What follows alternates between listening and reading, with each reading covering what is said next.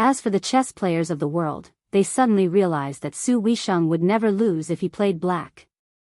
Although the position system limited the advantage of playing white first, it was simply a miracle that Su Weisheng, who had played more than 100 games and competed with the great chess players of that time, could still play black and not lose. These were important matters, and Su Fengnian also knew some trivial matters.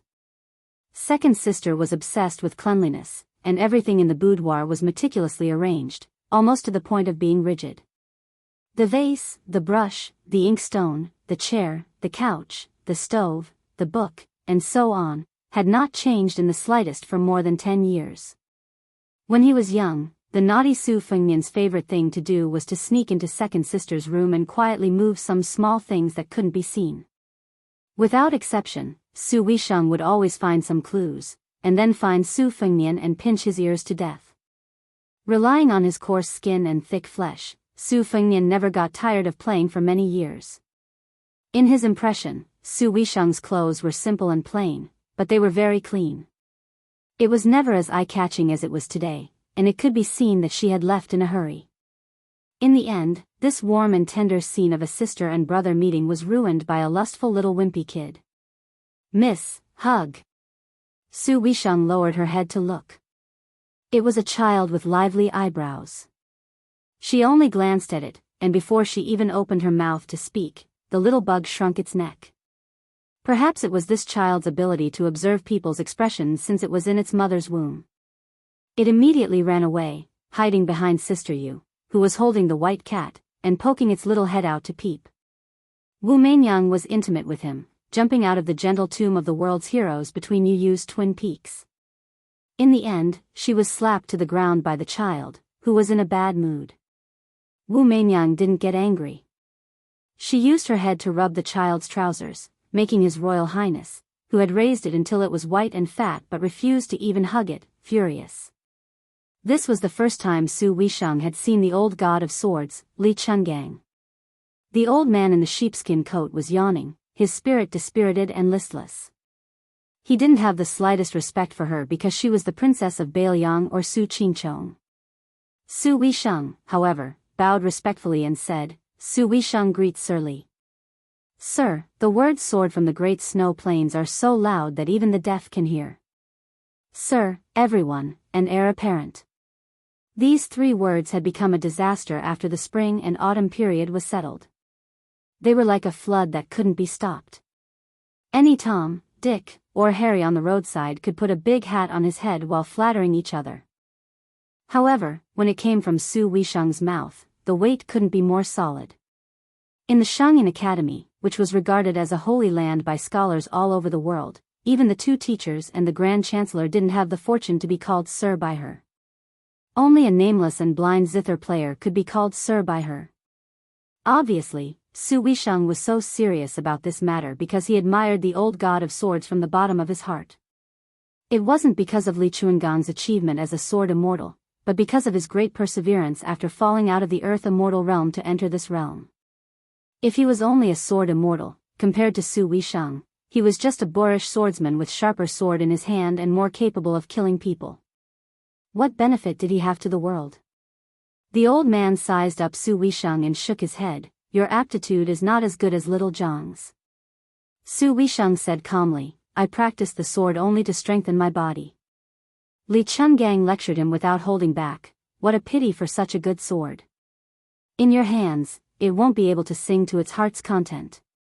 Su Weisheng smiled and said, "I only know some swordsmanship, which can't be compared to Mr. Li's swordsmanship. If Mr. Li lacks a suitable weapon during your trip to Martial Emperor City, Su Weisheng can give this sword to Mr. Li." Su Fengnian said angrily, "No way." Su Weisheng frowned. Su Fengnian immediately smiled and said, "I don't lack swords here." Li Chungang didn't even want to bother with His Royal Highness. He said to the decisive Su Weisheng, "The sword is a good one, but I know that you have a deep understanding of swordsmanship. Saying that you only know swordsmanship is too modest. A gentleman fulfills another's wish, while a villain snatches another's. This old man is neither a virtuous gentleman nor a vile person who can't bear to see others doing well. I won't give them away or rob them. Moreover, whether there is a sword or not, it doesn't matter to this old man anymore. Su Weisheng, you don't have to test this old man. Since this old man has promised Su Xiao that this kid can return to Beiliang without missing an arm or a leg, whether it's the Eastern Sea or the capital city, as long as this kid dares to go, this old man can guarantee that he can leave alive. Su Weisheng never bowed like a woman. Instead, he bowed like a man and said softly, "Thank you, Mr. Li, for your promise." Li Chungang had a helpless expression.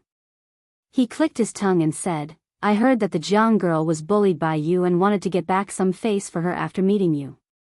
Now that you've bowed twice, this old man really doesn't have the face to make a move." Su Weisheng smiled calmly. His words were truly shocking. He said slowly, "To tell you the truth, since ancient times, mother-in-law and sister-in-law have been at odds with each other. It doesn't mean that those mother-in-law and sister-in-law are all bad people. They just want to make the women who marry into the family think more about their husbands. Su Weisheng has always treated Jiang and I as his younger sister-in-law. It's just that she has a lively personality and our mother passed away early, so I have to be the bad guy." However, Su Weisheng knew that Chao Chongqing took Jiang and I away. If he had known earlier, he wouldn't have been the bad guy all those years. The tranquility was like a sudden clap of thunder. Li Chungang was stunned. He gave a thumbs up and praised, "Su Xiao is more fortunate to have you than to have this rascal." This chapter was updated on the 22nd. Chapter 330. Su Weisheng was not surprised by Li Chunggang's praise. He looked at Su Fengnian and asked, "Is there food on the ship? In order to stop you on the way, I was in a bit of a hurry and missed lunch. You owe those people a meal." Su Fengnian nodded and said, "That's not a problem.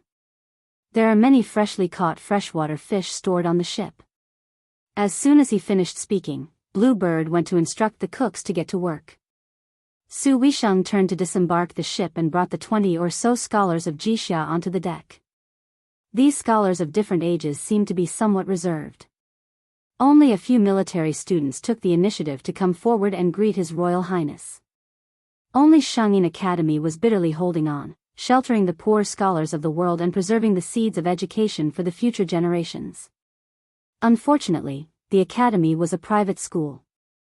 In terms of financial resources, it was far from being as extravagant as the Imperial College, which was endowed with gifts from the emperor and ministers. During the spring and autumn period, the academy was funded by the rich and powerful families. Now, all of the vermilion gates and high walls had become broken walls and dilapidated walls. It was increasingly poor and in dire straits. As a result, other than the military students who studied the wars of the past dynasties, most of the scholars of Jishang and Jixia had a natural dislike for the Su family of Beiliang. During lunch, Su Fengnian and his second sister, Su Weisheng, purposely avoided the crowd and opened a small meal. Su Fengnian wolfed down his food while Su Weisheng chewed slowly. The two personalities were completely different. Su Fengnian knew that she did not like to talk while eating, so he minded his own business and opened the bookcase. He saw a few bags of soil and reached out to pinch them. He sniffed them and frowned. He carefully put them into his mouth and tasted them. He asked in shock, "This dragon sand was dug out from that Daoist paradise, Earth Lung Mountain?" It's true that it's dragon sand, but the taste is not quite the same as what Brother Yao Jian said. Why do I feel like there's something wrong with it? His Royal Highness often went to the Beiliang Mountains with his second sister and dragon scholar Yao Jian to search for dragon acupoints during his youth, so he knew a little about feng shui. Even though Su Fengnian did not have the ability to search for dragon acupoints in 3 years, he was still able to recognize the basic pattern of dragon veins. Digging dragon sand was actually the same as digging winter bamboo shoots. It was a test of experience and knack. Su Weisheng was a master in this field, so Su Fengnian could only stumble upon it by accident. However, he still had a good eye for the quality of the dragon sand he obtained. There were 6 or 7 bags of dragon sand in the box, most of which had already been burned. Su Fengnian picked up the bag that he tasted and sealed it with 3 yellow talisman characters, 3 pure ones rule, 8 ice plum blossom, and Chuyun's saddle horse. There was no doubt that it came from his second sister, Su Weisheng. This was because the seal books were very particular. The rules of the talisman had to match the birth date of the unearthed dragon sand. Furthermore, the unearthed dragon sand was not a small matter. Regardless of whether it was a Taoist dragon scholar or a green bag master, none of them were allowed to take dragon sand. This was especially so after the unification of the country. The imperial court had ordered that any dragon sand unearthed must be approved by the Chongxian Bureau and the imperial astronomer. However, in the past 20 years, there had not been a single case of approval. Su Weisheng's actions were undoubtedly against the imperial court's laws. However, Su Fengnian was too lazy to pay attention to such details. He was just curious about how the Earth Lung Mountain had been the top of the heavenly abode since ancient times, so how could an evil dragon appear? One had to know that in the ranking of the Grotto Heavens and Blessed Lands, even the Dao Court's Mount Longhu was several ranks lower than the Earth Lung Mountain. However, for hundreds of years, the Earth Lung Mountain had always been an ungoverned land where no great Daoist master cultivated. Counting with one's fingers, it had already been 500 years since the previous dynasty sealed off the mountain. Su Weisheng put down his chopsticks and sighed softly. The examination of Jixia scholars' qi-gazing technique this time was just a cover. The evil dragon has recently appeared in the Earth Lung Mountain, and Chancellor Wang deduced that it has something to do with Mount Longhu, which is of the same lineage as the Earth Lung Mountain. It was only suppressed by Heavenly Master Zhao Danping that the imperial astronomer didn't make things difficult for the imperial court. Su Fengnian's expression changed when he heard that. He gritted his teeth and said, "It must be that Zhao Huangchao's evil method of stealing the sky and swapping the sun. Sister, if it's really as I guessed, the imperial astronomer wouldn't dare to interfere at all." Su Weisheng had a face of doubt. Su Fengnian smiled and stood up. Come. Sister, let me help you wash your hair. We'll talk while we wash." Su Weisheng did not refuse. Su Fengnian had the green bird outside the door bring in a basin of hot water and a piece of jade pancreas. Poor families used to wash their hair with cheap and coarse honey locust, but rich families were much more particular. Inside the pancreas was ground pearl powder, so it was called jade pancreas. Su Fengnian held his second sister's soft black hair. His eyes were warm, and with a soft voice he said, "One night on Mount Quanglu, I felt like I was dreaming but not dreaming. I saw Nyangqin. Nyangqin came with a white python to protect me, this disappointing son." Zhao Huangchao, who looked like a middle-aged Daoist, said that he was cultivating at Mount Longhu, but he was most likely the old ancestor in the capital. He rode on a black dragon and went on a spiritual journey. His ostentation was lawless, and he said that he was going to enforce justice on behalf of the heavens. Coincidentally, a scholar named Xianyuan Jingxing entered the realm of Confucian Saint a few days ago. I asked the old god of swords about the rules of celestial beings in a roundabout way. I knew that the immortal Daoist Jinren of Taoism condensed their own fate and couldn't easily interfere with the operation of the mortal world. Zhao Huangchao's move more or less didn't conform to the principles of Taoism. This Daoist must have transferred the after-effects of celestial beings out of body state to the ownerless Earth Lung Mountain. Otherwise, it would be tantamount to forming a grudge with the Taoist mansion of Mount Longhu. I don't understand. Our Bailiang obviously won't be so free to rebel. What's this Zhao Huangchao worried about?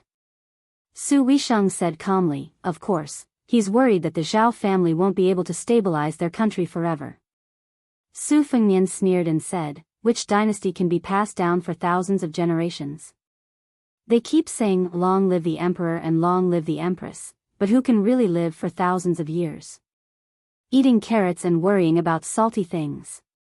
Su Fengnian said gloomily, "With this Daoist Jinren's realm, if he doesn't ascend, wouldn't he be standing in a latrine pit and not taking a shit? It's only on Mount Longhu. If we were in Bailiang, we'd have to mobilize 10,000 cavalrymen to crush this old bastard into powder." Su Weisheng tilted his head and the corner of his mouth curled up. He turned a blind eye and laughed, yawning Toad, "You sure talk big. Let's not talk about whether a celestial being Daoist can be killed. Let's talk about whether you can command 10,000 cavalrymen now. Let's not talk about 10,000, even 1,000, can you do it?" Chapter 331. After washing her hair, Su Fengnian wiped Su Weisheng's hair with a towel. They sat down. His Royal Highness helped Su Weisheng comb her hair. He was proud of his second sister's sarcasm. He laughed, borrowing troops from heroes like Chen Jibao and Dian Xiong is asking for trouble. But there's still Fatty Chu. If there's no other way, we can borrow from Yuan Zuozong and Brother Yao. Su Weisheng asked with a faint smile, are you sure that Yuan Zuozong and Yao Jian will lend you? Aren't you afraid of Su Zhao's military punishment? You have to know that in northern Liang, regardless of whether you are close or distant, as long as you violate the military rules, you have to act according to the law. Su Fengnian was still not serious. Brother Yao is stubborn, so it's hard to say. But if it's Yuan Zuozong, if there's an emergency, I may be able to borrow 1,000 or 2,000 troops. Su Weisheng asked, are you sure? Su Fengnian nodded, I'm sure. Su Weisheng took the red sandalwood comb and chuckled, you just drank with Yuan Zuozong a few times. Do you think your friendship is so good? You should know that Yuan Zuozong can't tolerate sand in his eyes the most. He and Chu Lushan are both Su Zhao's adopted sons, but they are like fire and water. It can be seen that you, a foppish son, are confident you can enter Yuan Baixiong's eyes? Su Fengnian curled his lips, it's up to you to believe it or not. Su Weisheng said sarcastically, it's disappointing that you didn't fight in Dragon Tiger Mountain. Su Fengnian shook his head and said, the commotion is not small. Oh right, that Xianyuan Jingsheng, who relied on reading books to become a land immortal, has some cultivation experience. It's not very useful to me at the moment. It's the same as not reading it. Xianyuan Jingsheng attracted countless heavenly thunders on the Great Snow Plateau. That scene was not inferior to that of a general leading thousands of cavalry. Along the way, I've checked many Taoist Qi refinement scriptures, but I feel that none of them are as down-to-earth as this moral forbidding thunder incantation.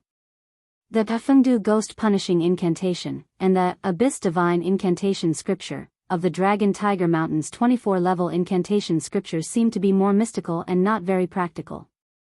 I've studied it for half a month, but I still can't figure out how to cast the landslide spell and the water boil spell. This forbidding thunder incantation, however, seems to be according to the book's records. If you cultivate it to the extreme, you can borrow the power of the heavens just like Xianyuan Jingsheng. It's a pity that I'm practicing the saber, so I'm not on this path.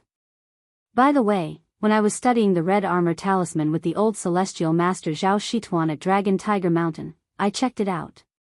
The Qi cultivation incantation seems to have originated from the ancient barbarian land where Shangyin Academy is located. Maybe there's a unique ancient book in the academy that you need. Also, according to the Forbidden Thunder spell, I helped you steal a few Thunder Sect secret scrolls from Dragon Tiger Mountain. They're probably some incantations to guide the Thunder Sect's divine warriors. According to the old celestial master, the ascended celestial masters of Dragon Tiger Mountain would leave their essence incantations in the Dragon Lake. Unfortunately, I don't have the ability to steal these treasures for you. Also, that female tiger Kuei nicknamed Bodhisattva, the one called King Kong, I've already given it to Huang Manor. Bodhisattva will give it to you. His Royal Highness rambled on endlessly. Su Weisheng interrupted Su Fengnian's rambling and said with a smile, you've given me all the good stuff. What about yourself? Su Fengnian was stunned for a moment. He smiled and pointed at the two sabers at his waist. He said matter-of-factly, what use do I have for those worldly possessions? The spring thunder embroidered winter is enough. Su Fengnian saw that his second sister was silent. He knew that she didn't like him practicing the saber and being a brute warrior. He changed the topic and asked, today, I saw the famous Jixia scholar of Shangyin Academy with my own eyes. Only then did I know that there are a lot of poor people. Su Weisheng smiled and said, scholars carry books and travel to study, and wanderers carry their swords and travel.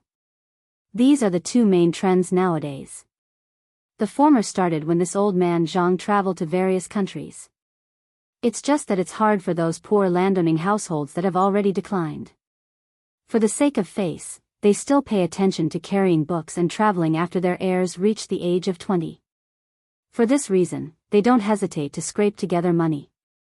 Think about it, when a weak scholar travels, it's at least a few hundred li away. They have to have a page to take care of their basic necessities, as well as an old servant who's familiar with the ways of the world. Won't the small families rack their brains over the expenses of these 3 people? Therefore, some landowning households that have long been no different from the poor families don't dare to dream of traveling thousands of li when they carry books and travel to study. At most, they just visit a few counties in a state and try their best to visit a few famous scholars and experts. They drink tea and discuss Taoism with them. That's all. The families of many scholars don't hesitate to squander their family fortune in order to enter Xianxia Academy. On this trip to Earth Lung Mountain, there was a Wuxia scholar in the group who stayed outside the academy for 18 years before passing the examination. He's already over 50 years old. Most of the Wuxia scholars who teach him are younger than him. In order to save money to buy more books, he only eats steamed buns and salted vegetables all year round. Therefore, Xianxia Academy isn't as useless as you originally thought. Those who can enter Xianxia Academy, regardless of morality, are not bad. Su Weisheng stretched out his hands and pinched Su Fengnian's cheeks. He smiled and said, "It seems that you've benefited a lot from these 2 trips. I'm wondering if I should persuade you to go to Beimeng again." Su Fengnian said sluggishly, "Sister, do you really think so?" Su Weisheng increased his strength and said, "Since I can't stop you from practicing the knife, and it seems that your knife practice is not just about developing your limbs, it's not right for me to stop you.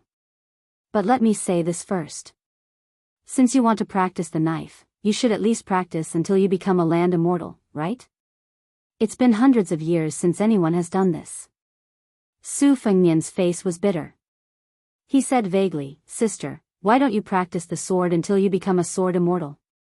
Su Weisheng let go of his hand and smiled with squinted eyes, "Sister, you're a woman. Fighting and killing is not ladylike." Su Fengnian said helplessly, "Sister, you're so reasonable." Su Weisheng stood up and said, "Let's go. Since I've decided not to stop you from practicing the knife, I won't stop you from going to Martial Emperor City. You just have to be careful." Su Fengnian and his second sister walked out of the cabin together. Coincidentally, there was a poor old scholar leaning against the railing and looking at the river nearby. He muttered to himself, "Even a homeless dog like me has homesickness." Chapter 332. His Highness the Crown Prince happened to hear the old student talking to himself, but he ignored him. There were countless people in the 8 kingdoms during the spring and autumn period. Which one of them was not a stray dog? When he brushed past the scholar who was mocking himself as an old dog, he saw from the corner of his eye that the old man was clearly in a hurry. Seeing that His Royal Highness had no intention of stopping, he hurriedly turned around and made a deep posture as if he was looking at the river.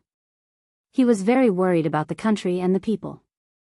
He continued, "Before the Jianyuan period of my dynasty, the struggle in the imperial court was a struggle between the pillars of the country. It was a struggle between the civil and military officials who had helped the late emperor build the country. Each of them represented the forces behind them and schemed against each other. They fought for benefits. Among them, the orphans of the 8 kingdoms were lucky enough to occupy a seat. Starting from the Yonghui period, Grand Secretary Zhang Julu began to hold power. After more than 10 years of the Yonghui period, the talents of the 8 kingdoms, either voluntarily or by force, gradually abandoned the fence and integrated into the imperial court. The boundary between civil and military officials was blurred. It turned into a confrontation between the north and the south. The south was relatively weak, but it had the support of the 2 kings of Yan and Guangling. Especially in the short 4 years from the first year of the Yonghui period to the 4th year of the Yonghui period, led by the Minister of Personnel, Zhao Yuling, who was born of a concubine, from the south, Wang Xiongui, Yuan Gua, Han Lin, and the others from the Han family in the south were promoted one after another and were able to hold real power in their respective departments. They complemented each other with the Jiangnan scholar group and their power sword. They spared no effort to fight for one word, fame. However, the struggle for fame and fortune between civil and military officials was only on the surface. In the end, it could not escape the emperor's technique of balance. Looking at the past 20 years, the people in the imperial court all had their own achievements. Only the isolated great general Su of Bailiang was exempt.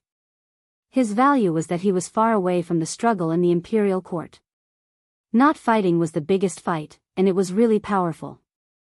I, Lu Wenbao, am different from those scholars.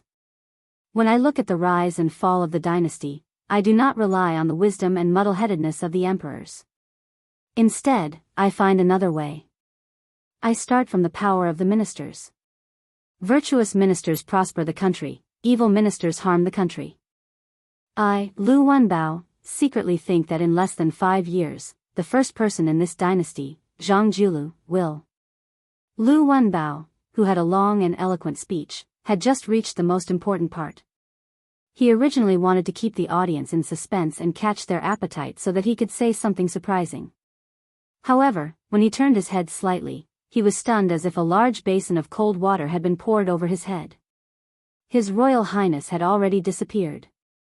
This impromptu but carefully planned self-recommendation was in vain. Lu Wenbao, who had lost his home, sighed and could not help but feel disheartened. He was born in a declining aristocratic family in the old southern Tang. As Su Weisheng said, he was a poor scholar who could not even leave a single county. When he was young, he always thought about his mother, who said that before he was born, his palm was bitten by a leopard in his dream. Therefore, he was named Wenbao. When he was young, he was determined to be a marquis or a minister. However, at that time, before the fall of the southern Tang, only family name was important. Lu Wenbao was very conceited when he was young, so he went to the Shangyin Academy to study. He wanted to amaze the world with a single brilliant feat. However, he did not know how difficult it was to enter the academy. How could he have the face to return home? He swore that he would not return home until he was rich. Unexpectedly, in the blink of an eye, he was an old man in his 50s. Glory, splendor, and wealth were still out of his reach. Some of the talented students in the academy were almost old enough to be Lu Wenbao's grandsons. Old man Lu's ambition in his early years was like the river in front of him, flowing slowly with time and never returning to the East Sea. However, today he met the Crown Prince of Bailiang. He originally hoped that wealth and honor could be found in danger. However, His Royal Highness was not interested in listening to this old student's nagging. This was reasonable. With His Royal Highness's aristocratic family background, if someone sold their talent to him, it would be more than a few hundred to 1,000 pounds. I, Lu Wenbao, am a nobody. What am I? The wind on the river was not biting cold. Lu Wenbao stretched out his hand and rubbed his wrinkled skin that was like a withered tree. He muttered absent-mindedly, "It's time to go home and take a look. Even if I have to beg along the way, I have to die in my hometown and return to my roots." Su Weisheng saw Su Fengmian's footsteps leave without stopping. When he reached the bow of the boat, he laughed softly and asked, "Aren't you curious if this old scholar really has some valuable military strategy in his stomach?" Su Fengmian laughed and said, "Didn't this old man say that he was homesick? If I take a liking to him, I can take him to Bailiang.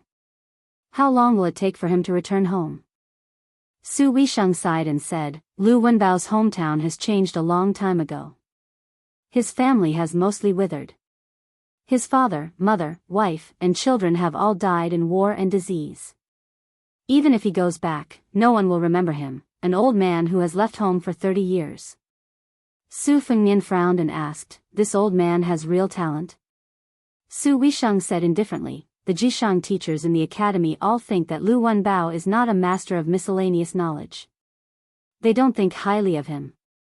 Su Fengmian asked directly, "I don't care what others think of me. Sister, just tell me what you think of this old man. If you think he is useful, I will let him go to Bailiang to make a living. At the very least, he can get a lucrative position as a low-ranking official. It's better than being bullied in the Shangyin Academy. He is not young anymore.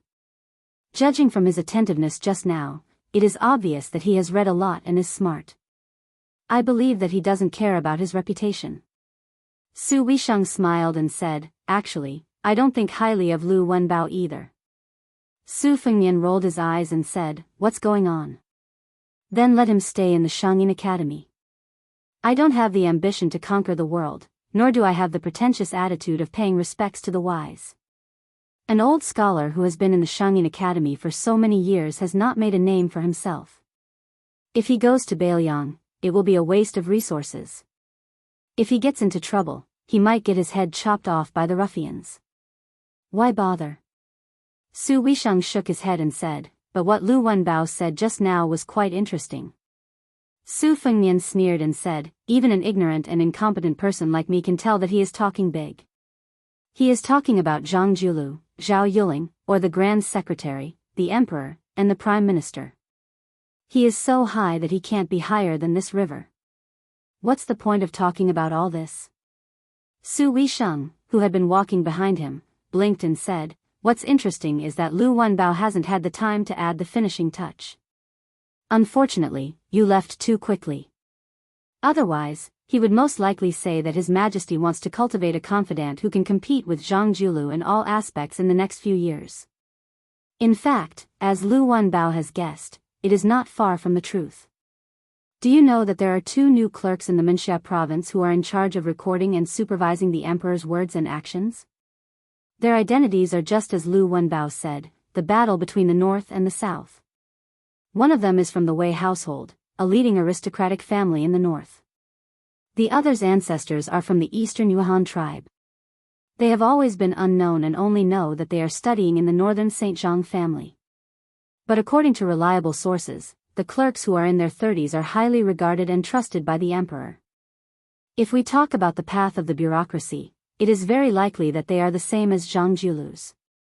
After a few more years of hard work, perhaps this person will have the opportunity to make waves with one turn of the hand. It should be known that this secret is something that even many of the important officials in the imperial court cannot see through. But Lu Wenbao, a scholar who is far away from the imperial court, can use history books to determine the future. It is not easy. If you don't believe me, you can call Lu Wenbao over and ask him. Su Fengnian waved his hand and said, don't. Second sister, you have a divine foresight. When we were young, I never won a bet against you. Su Weisheng smiled with narrowed eyes. Su Fengnian immediately corrected her without any backbone, sister. Unexpectedly, Su Weisheng said softly, in the future, just call me second sister. Don't fight with her over this. Su Fengnian did not dare to harp on this issue and stopped while he was ahead. He asked in a low voice, since the old man has some ability, how should we deal with him? Throw him to Beiliang? Su Weisheng thought for a moment and said, there's no rush. Wait until you return from Beimang before making a decision. If you personally try to rope him in with just a few words, then Lu Wenbao's temperament, which has been tempered for decades, will climb up to his head again. With your impatient temperament, you won't have the good temper to temper anyone. Su Fengnian said with an aggrieved expression, sister, these words are too unreasonable. Su Weisheng changed the topic and looked directly at Su Fengnian. I want someone from you. Su Fengnian was slightly stunned and said, say it. Su Weisheng smiled playfully, Yu Xuanji. Su Fengnian frowned, Yu Youwei's father is a famous scholar from Xianxia Academy, but what use do you have for his daughter? Su Weisheng was as rude and unreasonable as usual, you're not giving? Su Fengnian smiled shyly and said, can I lend it to you? Remember to return it to me. Su Weisheng said without hesitation, of course I'm lending it to you. Otherwise, what use do I have for a girl from you? If she's just a courtesan, Yu Youwei, it's a waste of talent. Su Fengnian was puzzled, the country is already ruined. Even if it's Yu Xuanji, what can he do in Xianxia Academy? Su Weisheng went straight to the point, if you want to catch a 1,000-year-old tortoise, you have to put in some effort into the bait. Su Fengnian was full of doubts and curiosity. He couldn't help but ask, sister, tell me more about it. Su Weisheng shook his head and smiled without saying a word. Su Fengnian immediately pulled on Su Weisheng's sleeve and acted shamelessly. Probably because she couldn't win against His Royal Highness' childishness, Su Weisheng said something strange, I've always wanted to play a game of chess with an old senior. It's time to play. Su Fengnian didn't ask any more questions. He knew that no matter how reluctant he was, she would have to leave eventually. He said helplessly, sister, Why don't I go to the academy to visit you after I go to the East Sea Martial Emperor City? Su Weisheng said flatly, no. Su Fengnian was about to say something, but she had already made it clear, there's no room for discussion. Su Fengnian let out a long breath and said softly, then you can take this boat. It's more comfortable to travel by water than by land. It'll save you a lot of trouble. I don't need it anyway. Su Weisheng didn't hesitate and nodded. Chapter 333. Su Fengnian went to look for Yu Yue. From the beginning to the end, from the beginning of their conversation to the parting of ways, the plump beauty holding the white cat did not speak to His Royal Highness at all. Su Fengnian went ashore and mounted the handsome white horse. Looking back, he saw her and Wu Meinyang, who had gained an unknown amount of weight.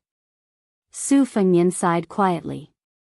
He could not see the slightest bit of joy or sorrow in her eyes. After this parting, they would not be able to meet again for at least a few years. If his second sister, Su Weisheng, did not say anything, Su Fengnian would not have allowed her to stay at Shangyin Academy. It seemed that her parents were buried there. When His Royal Highness returned to Beiliang after 3 years of traveling, if he had been a few days later, she seemed to have said that she would go to the academy to guard her parents' graves and would not set foot in Jianghu again. Su Fengnian sat on the horse and gently pulled on the reins. He turned the horse around and rode slowly along the road. He remembered that when he was still a dandy among dandy, he had a conversation with Yu Huakue, who was not Yu Xuanji. She had said that the word sorrow should be explained by the autumn in the heart of parting people. Su Fengnian looked up at the sky and muttered, it's really a good time to be filled with bullshit homesickness and sorrow. On the shore, the little bug who was still lustful shouted toward the big ship, Sister Yu, when I grow up, I'll marry you. It's a promise. The corner of Long Yushuan's mouth twitched. He grabbed the little kid by the collar and pulled him back. Then he leaped onto a horse and rode together with the father and son. If it were not for the kid's mischievous behavior, it would have been a happy and harmonious scene. Other than the father and son, His Royal Highness and his 2 retainers, Xu Xiu and Yang Qingfeng, were all riding horses. Princess Jing and Pei and the Murong siblings, Nan Wei and her brother, rode in 2 separate carriages. The old sword god and Blue Bird were the coachmen. This small group of people headed all the way to the northeast. At first, His Royal Highness not only seized the time to ask Old Manly for advice in martial arts, but he also took the time to go to the carriage and play a few rounds with the caged Princess Pei. Later, when they got close to the famous isolated city along the coast, he rode alone and became taciturn. Murong Tong Huang was fine, but Murong Wuzhu's temperament was weak and she was not good at hiding her emotions. Ever since she met His Royal Highness, she had a very good impression of this handsome and confident young master. Especially after the battle on the snowy plains, it was His Royal Highness who had personally moved the boulder in their hearts. Anyone with a discerning eye would be sure that as long as the heir apparent joked about marrying him, she would probably shy away and accept his offer. Along the way, she would always sneakily lift the curtain and look at his back more than at the sea. There were thousands of kinds of injuries in the world. Emotional injuries were incurable, but there was no cure for mental illness. Surprisingly, Murong Tong Huang did not reprimand her and seemed to let nature take its course. They arrived. Looking up, they could see the towering outer wall of Martial Emperor City. The horses were intelligent. They did not need Su Fengnian to pull the reins and they would stop on their own. His Royal Highness from Beiliang did not look at the wall. Instead, he turned to look at the surface of the eastern sea and was lost in thought. After waiting for a long time, Blue Bird asked softly, Young master, are we not going to enter the city? Su Fengnian said softly, Enter the city. He took the lead. The Martial Emperor City was a lone city that was independent of the dynasty. Therefore, the guards at the city gate were mostly decorations. They did not need any guide to enter the city unless they were martial artists who violated the rules of the Martial Emperor City and were not allowed to enter the city. The rest were treated equally regardless of whether they were commoners, nobles, or ministers. It did not matter if they rode on horses, jumped, or crawled into the city. Of course, ever since Wang Xianji became the city lord, the martial emperor city had never opened its gates to welcome guests. Even when the emperor who unified the spring and autumn period entered the city, the second in the world did not come out of the inner city to welcome him. It was the first time that Xu Xiu and Yang Qingfeng stepped into the martial emperor city. Even though they were used to the storms of the Jianghu, they still felt extremely heavy when they walked into the shadow of the city gate from outside the city. There were countless cities in the world. For the past 100 years, the martial arts evaluation was held once every 20 years. Only this city gate had seen almost all of the top 10 experts. The current outstanding figures who stood at the top of the martial arts world, such as Dong Tai, who rode on a donkey and carried a peach blossom branch, and Xiao Changqing, who was dressed in black, walked past. They were all like the people of the Jianghu around Xu Xiu and Yang Qingfeng. They had to pass through the city gate and follow the main road to face the inner city.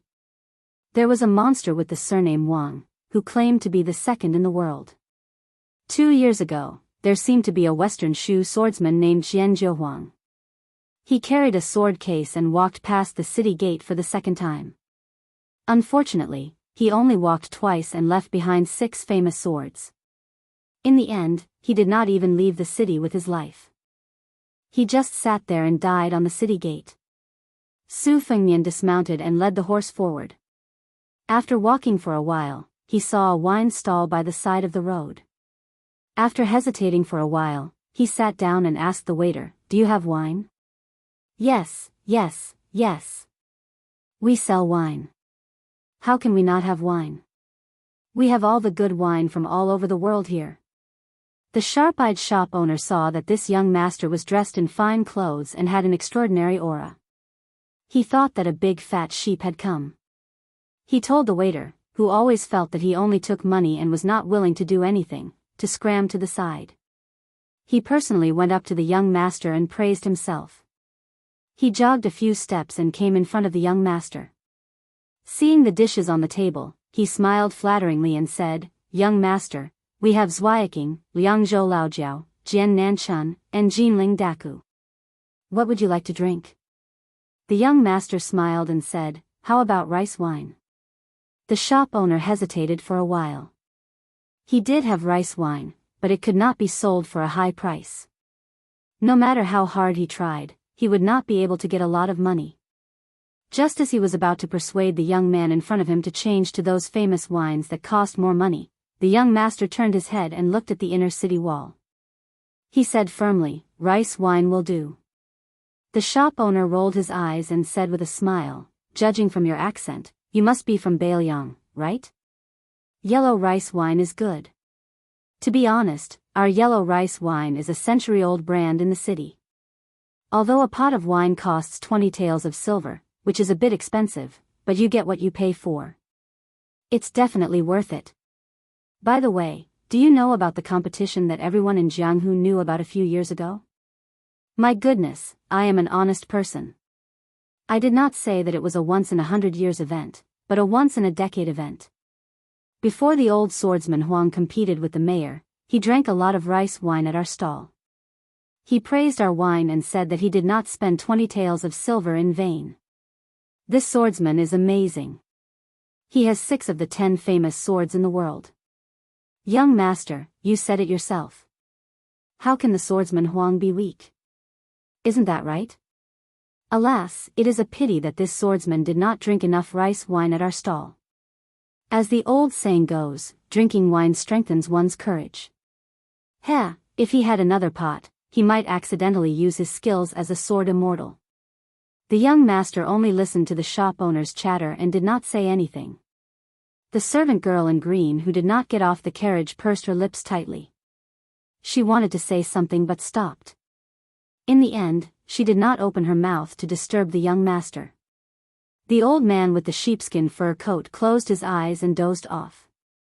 The young master finally said, "Give me a pot of wine and 2 bowls." Chapter 334. The tavern owner was stunned but still did as he was told. He thought that although the child had brought a lot of servants, none of them sat down.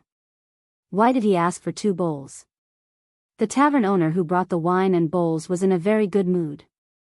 The cost of a pot was less than 1 tael of silver, but he asked for 20 taels of silver. He wanted to pour wine for this generous child for the first time. While he was secretly delighted, he couldn't help muttering that the wanderer from outside was so easy to fool. The child who had been cheated once didn't seem to mind the money at all. He said calmly, "I'll pour the wine myself." The tavern owner didn't want to be snubbed. He said cheerfully, "I remember clearly that the old swordsman sat on the right side of you at the same table." The child said, He poured 2 bowls of wine, one of which was on the right side of the table. He took the bowl in front of him and took a sip. He looked up and smiled. "The old man with the sword case is missing 2 front teeth, right?" The tavern owner thought for a while and nodded. He was a little nervous. Could it be that the Bailiang child and the master swordsman surnamed Huang knew each other? If it was true, the 20 taels of silver that he hadn't gotten used to would be a hot potato. The young master smiled and said slowly, "Also, that old man with missing front teeth definitely doesn't have 20 taels of silver to pay you. At most, he would pour out all his copper coins to buy a bowl or 2 of rice wine and drink it sparingly, right?" The tavern owner was completely flustered and his face was stiff. Although the people in the martial emperor's city were born with an indescribable sense of superiority and were used to squinting at the Jianghu people from outside, there was a limit to this sense of superiority. In this world, no matter how they made a living, didn't they have to weigh their own weight when dealing with people? The more humble a family was, the more shrewd and calculative they were. If they didn't have a good eye for the wind, how could they make others willingly take out silver and copper coins from their pockets? Although the owner of the wine stall was an old sparrow who liked to point out the world and had seen many so-called masters, it was just a glib tongue. Anyway, no one would care if he scolded or praised him. If he accidentally hit an iron plate and delayed making money, it would not be good in the end. Fortunately, the young master didn't argue with him about the lie and continued to drink. This made the owner of the wine stall feel relieved. He didn't dare to boast anymore and went to stand behind the cabinet, carefully guessing who this young man was. He stared at the long and short sabers hanging from the young master's waist. TSK, what a rare good saber. Could he really be the son of a powerful Bailiang family? However, he had never heard of any famous sects or martial arts families in Bailiang. Ever since the death of the previous generation's spear immortal, Wang Xiu, Bailiang did not have any capable experts. In that poor place, Bailiang's 300,000 cavalrymen were the most frightening. It was said that the scholars, rangers, and the like were all very ordinary. No one stood out. The curtains of the 2 carriages had been lifted. Murong Tong Huang and Murong Wuzhu both looked at the silent His Royal Highness and felt somewhat confused. Princess Jing and Pei Nanwei had seen many different faces of His Royal Highness, but she had never seen Su Fengnian at this place. He didn't say anything, didn't smile, and didn't grieve. Unexpectedly, he made people feel inexplicably worried, like a child who had made a mistake. A child? Pei Nanwei sneered. Could a child walk out of the reeds outside Xiangfan City alive? Could he turn the whole bull gang upside down? Could he make Zhao Danping of Mount Longhu rush back to the Taoist master's residence from the capital? But why did he put 2 bowls and drink that cheap pot of yellow wine? The pot of wine was not big to begin with. Fortunately, the bowls were also small. However, he only poured 5 bowls at most. After drinking 3 bowls, the young master only had 1 bowl left, excluding the bowl on the table to his right. The bowls touched, and he still drank it all in 1 gulp. In the eyes of the wine stall's owner, the young man who was somewhat mysterious narrowed his eyes.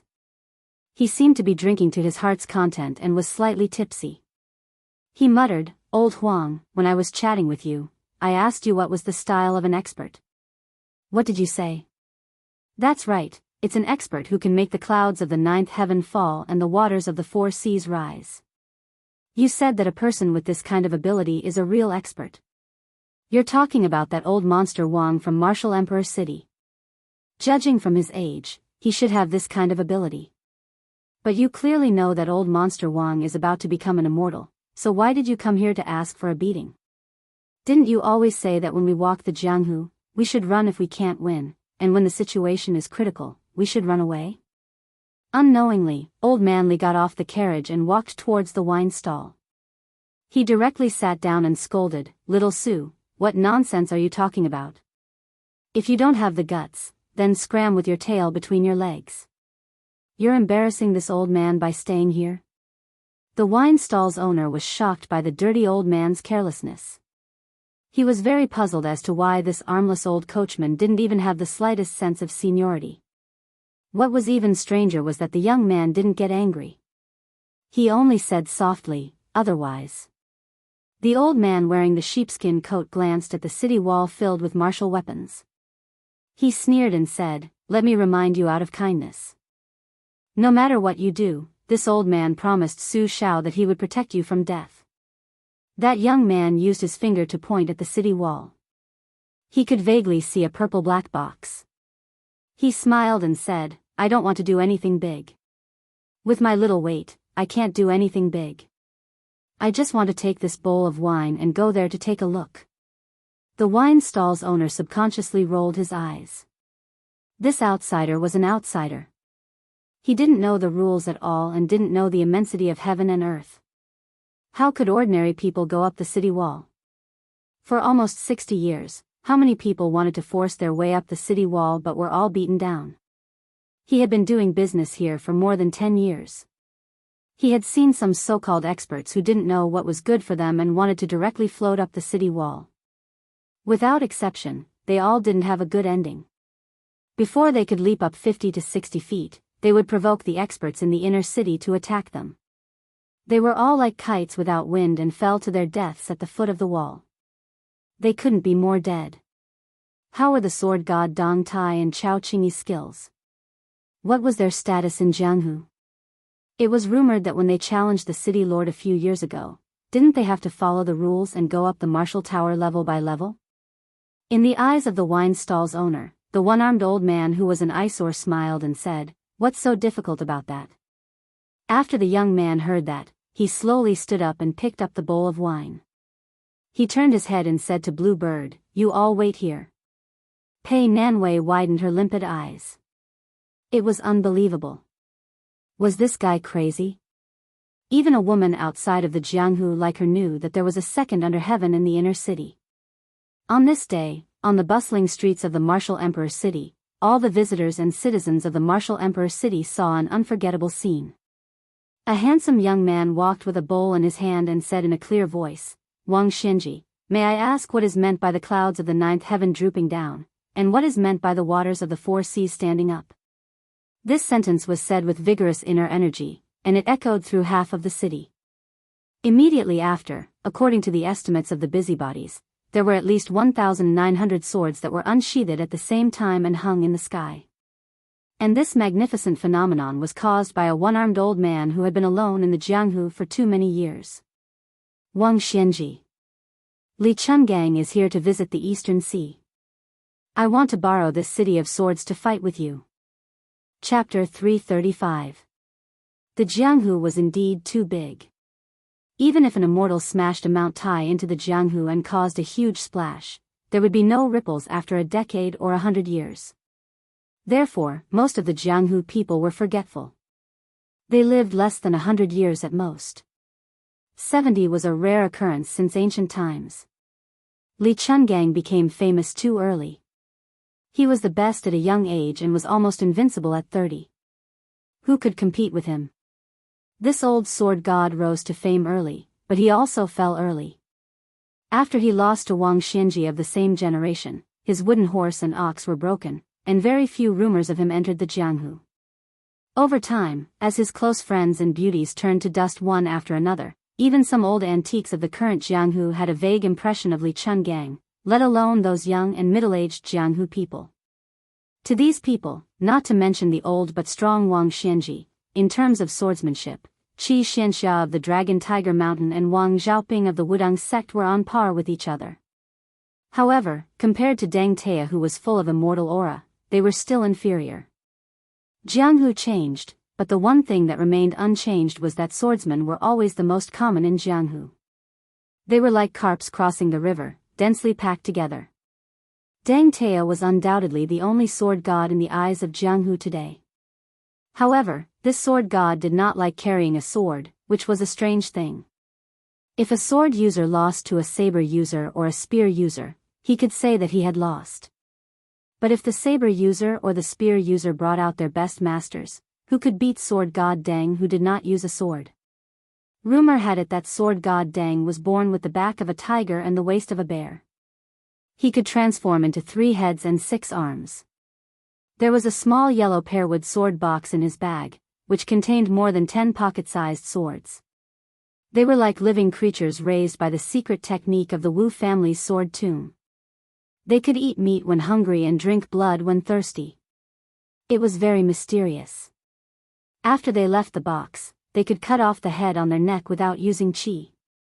Unfortunately, only the lord of the martial emperor city had seen such a superb sword immortal skill.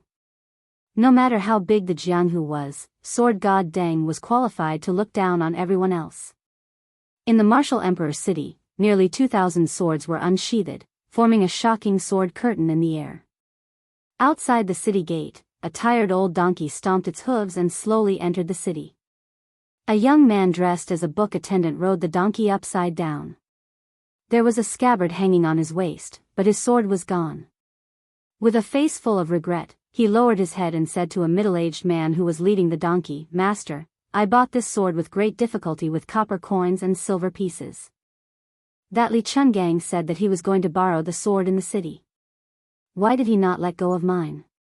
We haven't even reached the martial emperor city yet. Old master, you too. You watched as the sword flew out of its scabbard and didn't help me stop it. If this matter were to spread out, how shameful would it be? At that time, where would you put your face? The middle-aged man had an ordinary appearance, but he habitually curled up the corner of his mouth, making it look like he was smiling all the time. At the same time, that unremarkable face of his also became gentle and mellow. He was holding a peach blossom that he plucked from somewhere. His fingers were twirling it gently. He raised his head and looked at the bitter face of the young man. He smiled and teased, "Isn't face all about your face?" That young man who was supposed to be a book attendant was rather arrogant. He rode the donkey himself, and it was fine if he asked his master to lead the donkey on foot, but he even asked his master to carry his luggage. When he heard his master's teasing, he stared at him with his eyes wide open. Then, he became discouraged and asked worriedly, "This Li Chungang said that he was going to borrow the swords. He wouldn't refuse to return them, right?" The man laughed and said, "Old Senior Li, if you didn't fight and just put on a show, I reckon that you would be in trouble. Think about it, if you lost control of almost 2,000 swords, they would all fall from the sky and randomly scatter on the ground. When the time comes, would you be able to recognize which one is yours? Even if you could recognize it, there are so many heroic swordsmen who are going to snatch it. In addition, there are also some who are trying to take advantage of the chaos to steal it. With your small body, would you be able to snatch it back? If you want to return it to its rightful owner, you would have to burn incense. Besides, this is still considered good. If you really fought with Old Man Wang, most of these 1,900 swords would be gone. Then, your sword's aptitude would be average, and it wouldn't be able to withstand a casual wave from Old Man Wang. However, from what I see, Old Senior Li did a good job in borrowing the swords this time. Now that you have bought the swords, you won't be in the mood to do odd jobs for me. Touch your conscience and tell me, have you been half in the mood to cook these days?" To be exact, the young man who was supposed to be a sword attendant said angrily, "Master, you are the one who talks the most. Once you start, there is no end to it. My ears are getting calluses from talking so much." The middle-aged man in coarse hemp clothes was indeed someone with a good temper. He chuckled and said, all right, all right, all right. I will shut up." The young man who was supposed to be a sword attendant but had never carried a sword for his master sighed and said, "Master, can I talk to you about something?" After leading the donkey into the city, the man who was standing on the main street and looking at the inner city wall smiled and said, "Old Senior Li and Old Man Wang are going to fight. Aren't you making things difficult for me?" The sword attendant took a step back and said, "Master, why don't you take advantage of the chaos and pick up 17 or 18 swords for me? Anyway, master, you are just picking up swords, not stealing or robbing. It doesn't matter.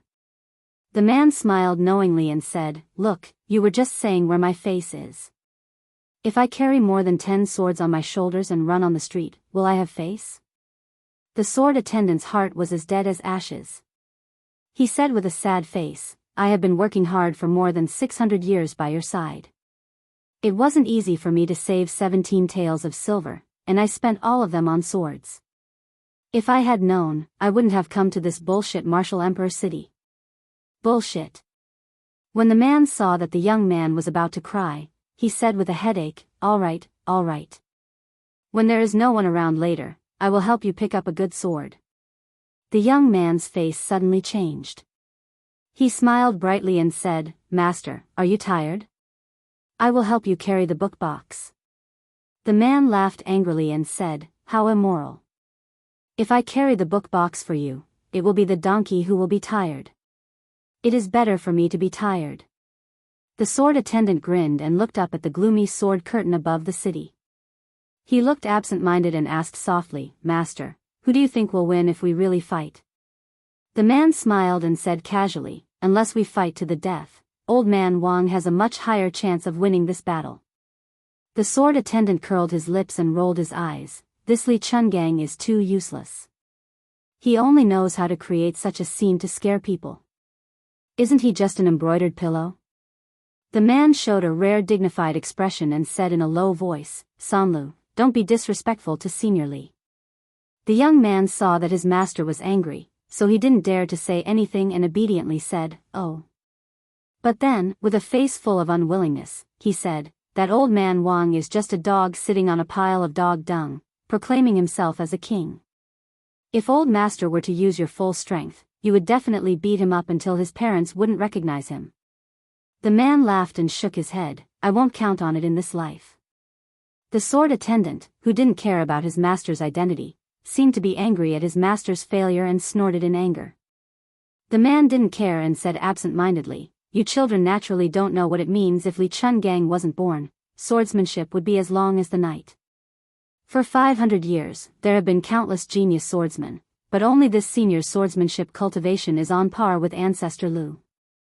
As for me, I might be lucky enough to be better than Senior Li in killing people, but in terms of swordsmanship cultivation, I'm much weaker.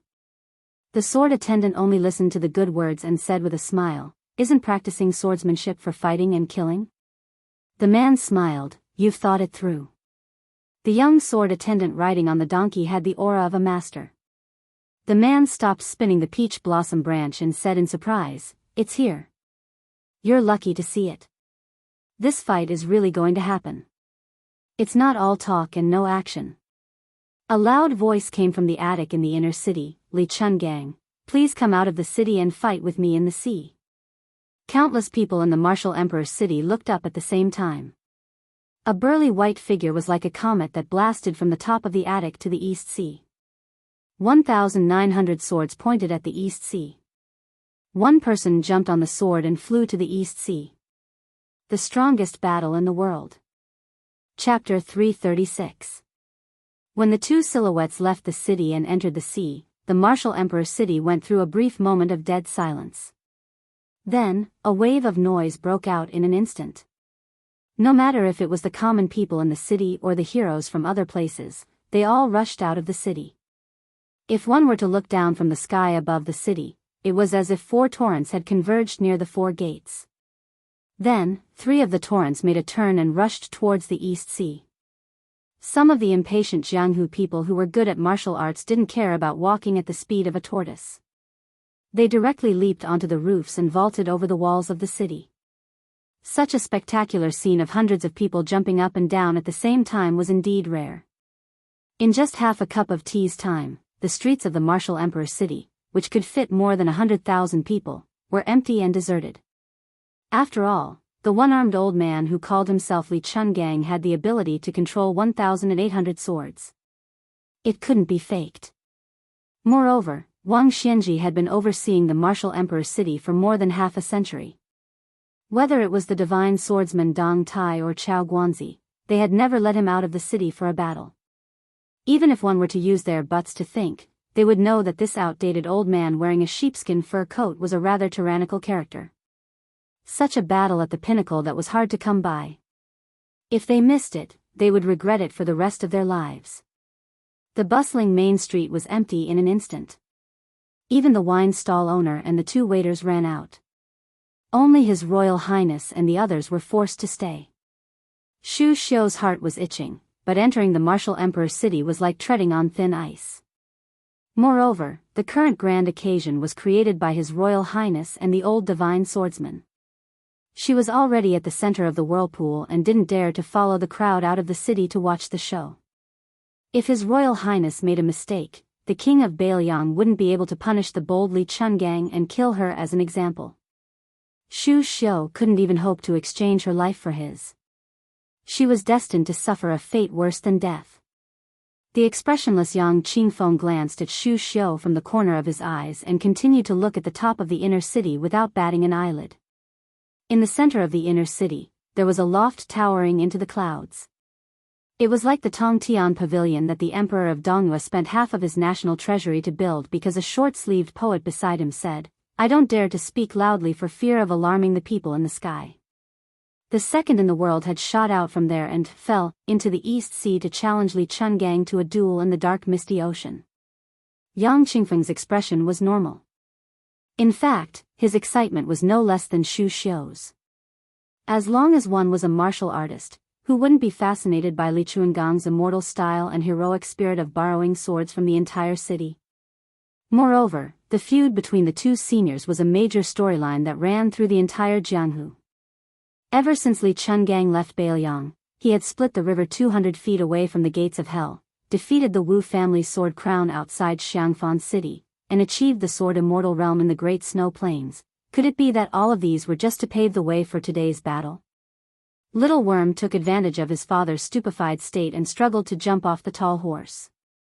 Probably because his legs were weak, he fell flat on his face. After getting up, he patted the dust off and went to the wine stall to pick a few bottles of good wine for himself. After sitting down, he began to drink and entertain himself like an old man.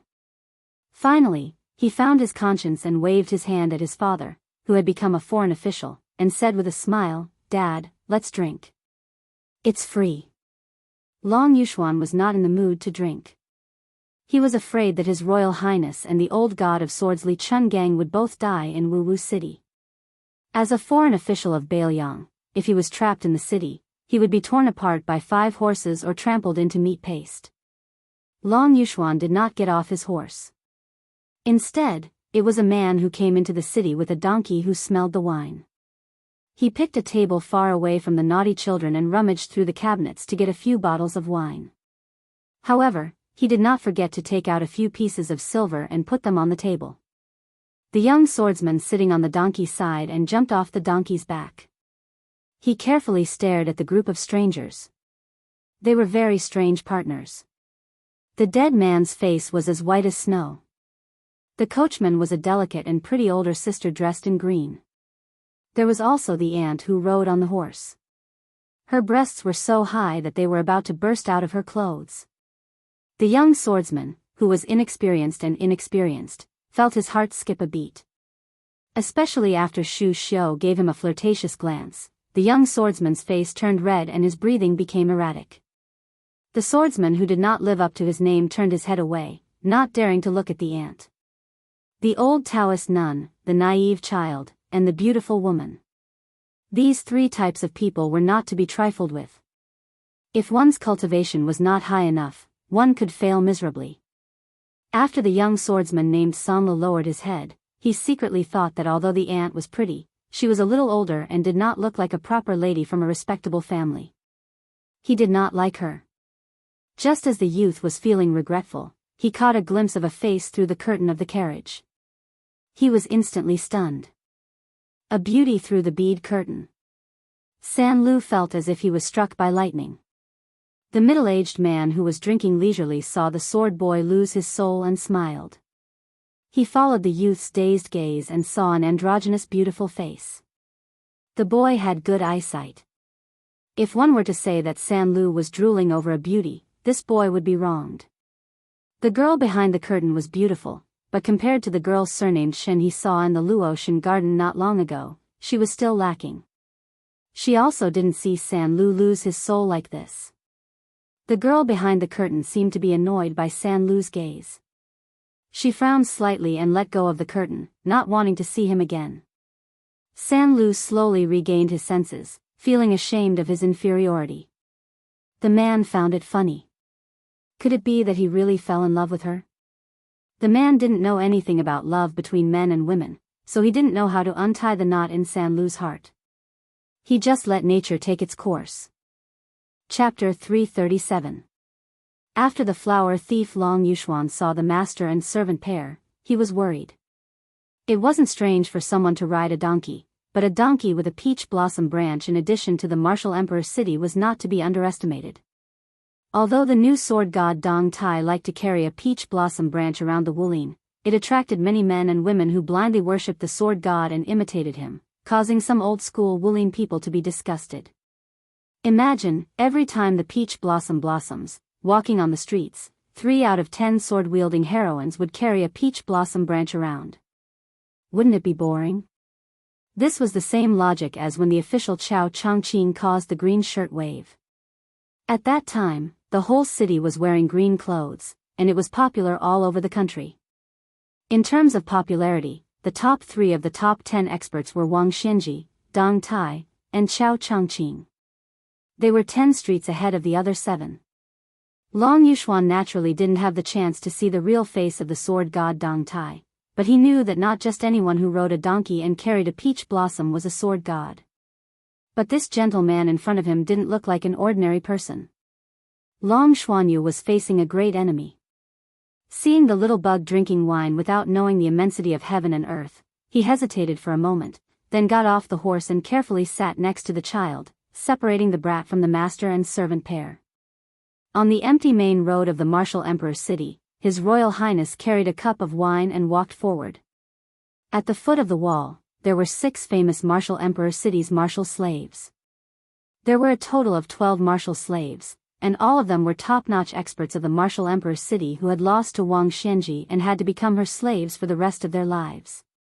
There were 4 swordsmen, 3 saber masters, 1 spear master, 2 fist master, 1 zither master, and 1 chess master. The martial emperor's city sent half of their slaves to stand at the foot of the city wall. It wasn't a method of hospitality, but to make His Royal Highness, who was riding a white horse out of Liangzhou, retreat. The martial emperor's city never had any laws, only the city rules set by Wang Xianji. Here, the words of the emperor and the nobles were useless. No matter who it was, they had to follow the rules, unless their fists were strong enough, so strong that even the land immortal Wang Xianji had to take them seriously. The swordsman San Lu secretly knocked on the curtain of the carriage several times, but he couldn't see that stunning face again. He could only drink to boost his courage and softly asked, "Master, who is that young master?" His tone and courage are too big, daring to provoke old man Wang. Now that Li Chungang has left the city, how is he going to get to the top of the city wall? 6 martial slaves close to the first stage realm, won't they easily beat him into a pig's head? The man who was drinking with his head lowered narrowed his eyes. Looking at the back of the young man, he vaguely felt a sense of familiarity. He said absent-mindedly, "Oh, him? Ma, who is a distant relative. According to seniority, he should call me uncle." The sword boy was shocked on the spot. "Master, ever since San Lu met you, you have never mentioned his family background. Why don't you tell me about it today?" The man thought for a moment and held the bowl in the air. Finally, he smiled and said, "Back then, when I was practicing the sword in a certain place, his mother, who is also a distant cousin, once gave me a meal, a life-saving grace, and a teaching grace. I brought you to Martial Emperor City this time to repay that kindness." The young man said bluntly, "Master, I don't want to criticize you, but according to what you said, this kindness is too great. How are you going to repay it? Plus, you two are related. If you are stingy, I can't stand it. Let's see if I will boil water and cook for you in the future." The man ridiculed, "Do you think I don't know what you are thinking? Didn't you think that young master is related to the girl you fell in love with at first sight, so you want to use my help to do something good? This is called being generous. Otherwise, with your stingy character, you won't get half a copper coin even if you beat him 10 times with the rod.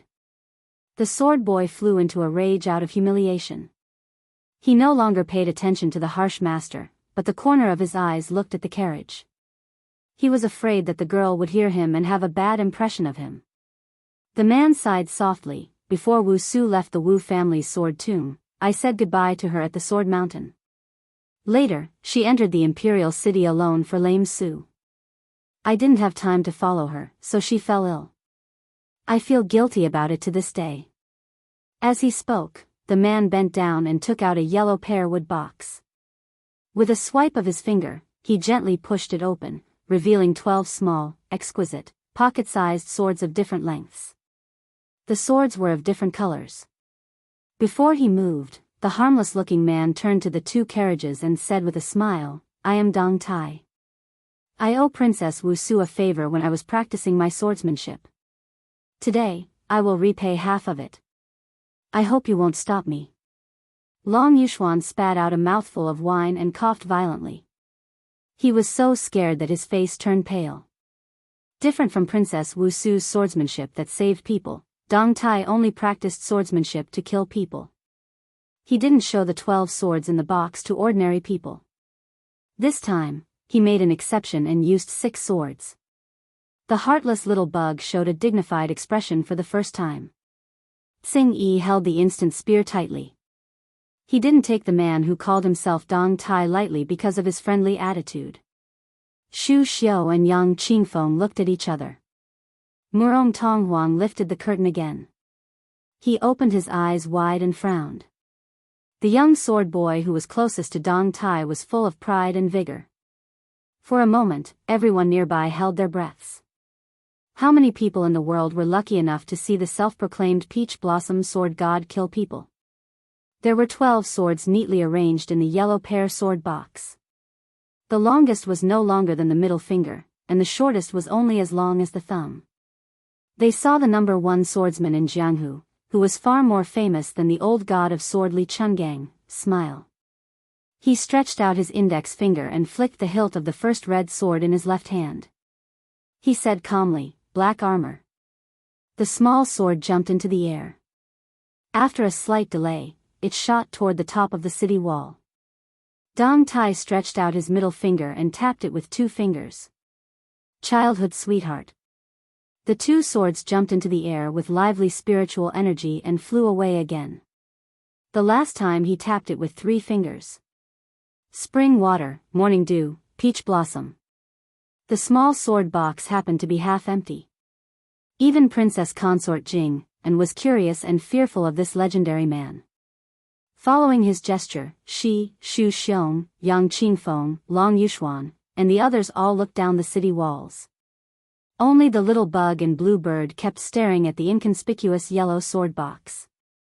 The people watching from afar didn't know that the man had just flicked the swords out of the box. Almost in an instant, the 6 small swords had returned to the air 2 feet above the box and slowly fell down. It was not until Dang Tea closed the yellow pear wood box that the crowd finally realized what had happened. They saw the 6 slaves' heads seem to have been pierced by something, 6 streams of blood spurted out, 6 corpses were knocked against the city wall, and finally slowly fell limp to the ground. At this moment, Dong Tai stood up. He didn't touch the yellow box containing the 12 priceless flying swords. He smiled at the little bug who was shaking his head and said, Dong Tai congratulates old immortal Zhao for returning to his natural state and being free and unfettered. Please give this box to His Royal Highness and tell him that Dong Tai's killing techniques with flying swords are in this box. The little bug sighed with a sad face. You're just going to leave like this? Are you forcing Wang Xianji to fight Li Chungang to the death? If Li Chungang loses, how can Su Fengnian walk out of the martial emperor city? What's the point of giving him the 12 flying swords? Dong Tai picked up the peach blossom branch and led the donkey over. He smiled and said, Old immortal, this has nothing to do with Dong Tai. The little bug rolled his eyes and said helplessly, I really don't understand the current Jianghu. The flower thief Long Yuxuan's eyeballs almost fell to the ground. Without any obstacles, His Royal Highness smoothly walked to the top of the city wall. He approached the red sandalwood sword box and sat down cross-legged. He put the bowl of wine in front of him and looked at the eastern sea. Perhaps the old monster in the martial emperor's city knew about the situation in the city and was really angry. The sea surface was immediately stirred up. Was the old man really going to teach the eastern sea how to stand on its water? Su Fengmian looked at the river surface. The waves were getting stronger and stronger. The curtain of swords was like a black cloud pressing down on the city. He suddenly grinned and said, "The situation is urgent, let's go. Old Huang, when I come back alive from Beimang, I'll come and see you again." On this day, other than the battle between the two sword deities of the Jianghu in the past 100 years, there was another matter that shook the world. The young chief of the Wudong mountain rode a crane down the mountain. Chapter 338. Wuxia Xianxia was a serious Taoist Longhu, but when he arrived at Mount Wudong and stayed there for a long time, he was also greatly harmed by Hong Shixiang. He was either dragged to repair the temple or chopped firewood and burned charcoal to build a bamboo house. During this period, it was inevitable that he would bump into several generations of Taoists of Wudong. At first, the Taoist children of Wudong's younger generation did not have a good expression on their faces. Later on, when they saw this Taoist from Mount Longhu, although he always had a straight face as if they owed him tens of thousands of strings of coins, his heart was not bad. In addition, the young martial granduncle who was also the chief treated him with respect. Furthermore, when the Taoist children heard that this fellow's swordsmanship was on par with their 6 martial granduncles, the bolder ones plucked up the courage to ask him about the flying sword Dharma. Wuxia Xianxia was also generous and did not have any prejudice against his family background. He answered all questions. In the end, a large group of Taoist children who admired the sword immortal's elegance and the Jianghu's reputation followed behind him and chattered non-stop. The remote bamboo house that Wuxia Xianxia lived in also became a lot livelier. Unlike Mount Longhu, which had countless golden rules and jade rules, Mount Wudong did not pay much attention to them. Wuxia Xianxia originally thought that he would be very uncomfortable.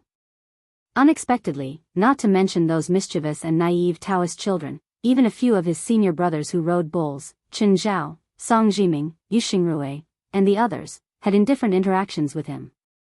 Unknowingly, Wuxia Xianxia lost some of his original intention to compete with the bull riders. He calmed his mind and practiced swordsmanship on Mount Wudong. Occasionally, he would go to the Taishu temple on the main peak to admire the sunrise and sunset. Looking into the distance, the 72 peaks in the 4 directions were like lotus petals protecting the main peak. Together, they presented a posture of worship. Every time he finished his breathing exercises and retracted his gaze, Wuxia Xianxia could not help but look at the celestial sword that was left behind by ancestor Lu. It hung under the eaves of the great gung. Wuxia Xianxia had a lot of respect for ancestor Lu, who had not appeared in the world for 500 years. Otherwise, he would not have wholeheartedly practiced swordsmanship and pursued the ultimate sword technique of taking the head of an enemy from 1,000 miles away. In Taoism, there were 2 types of swordsmanship. Since ancient times, Daoist swordsmanship was respected. Simply put, Daoist swordsmanship cut off the 7 emotions and 6 desires, while Daoist swordsmanship cut off demons and evils. The former was beneficial for cultivation and had no harm, while the latter was unavoidably tainted by karma. There was once a heavenly master of Mount Longhu who had encountered a rare heavenly tribulation because of this and almost died on the spot. If not for Mount Longhu's prompt decision to sacrifice a few dragon pool lotus of fortune as the price, the consequences would be unimaginable. Mount Longhu did not have any objections and regrets when Wuxia Xianxia walked the path of Daoist swordsmanship. Today was the birthday of Yujing god Zhenwu the Great Emperor. There was an endless stream of pilgrims who went up the mountain to burn incense. Speaking of which, it was strange. Ever since the person who rode the bull took over as the chief, although there were no immortal deeds like the previous chief, Wang Zhonglo, who could break a river with one finger, and this person with the surname Hong did not even leave the mountain once, the incense on Mount Wudong was getting more and more prosperous. Wuxia Xianxia often listened to his fellow disciple Bai Yu talk about fate and knew a thing or two about it. He observed the clouds at the main peak. It should be known that Wudang was located in the northwest of the continent, and the fate of the world had always flowed from the west to the east, like a rolling river flowing to the sea. However, in this period of time, even Wuxia Xianxia, who was a layman, could vaguely see the sea of clouds surging and gathering outside the 72 peaks. It was just that he did not know when it would accumulate and erupt.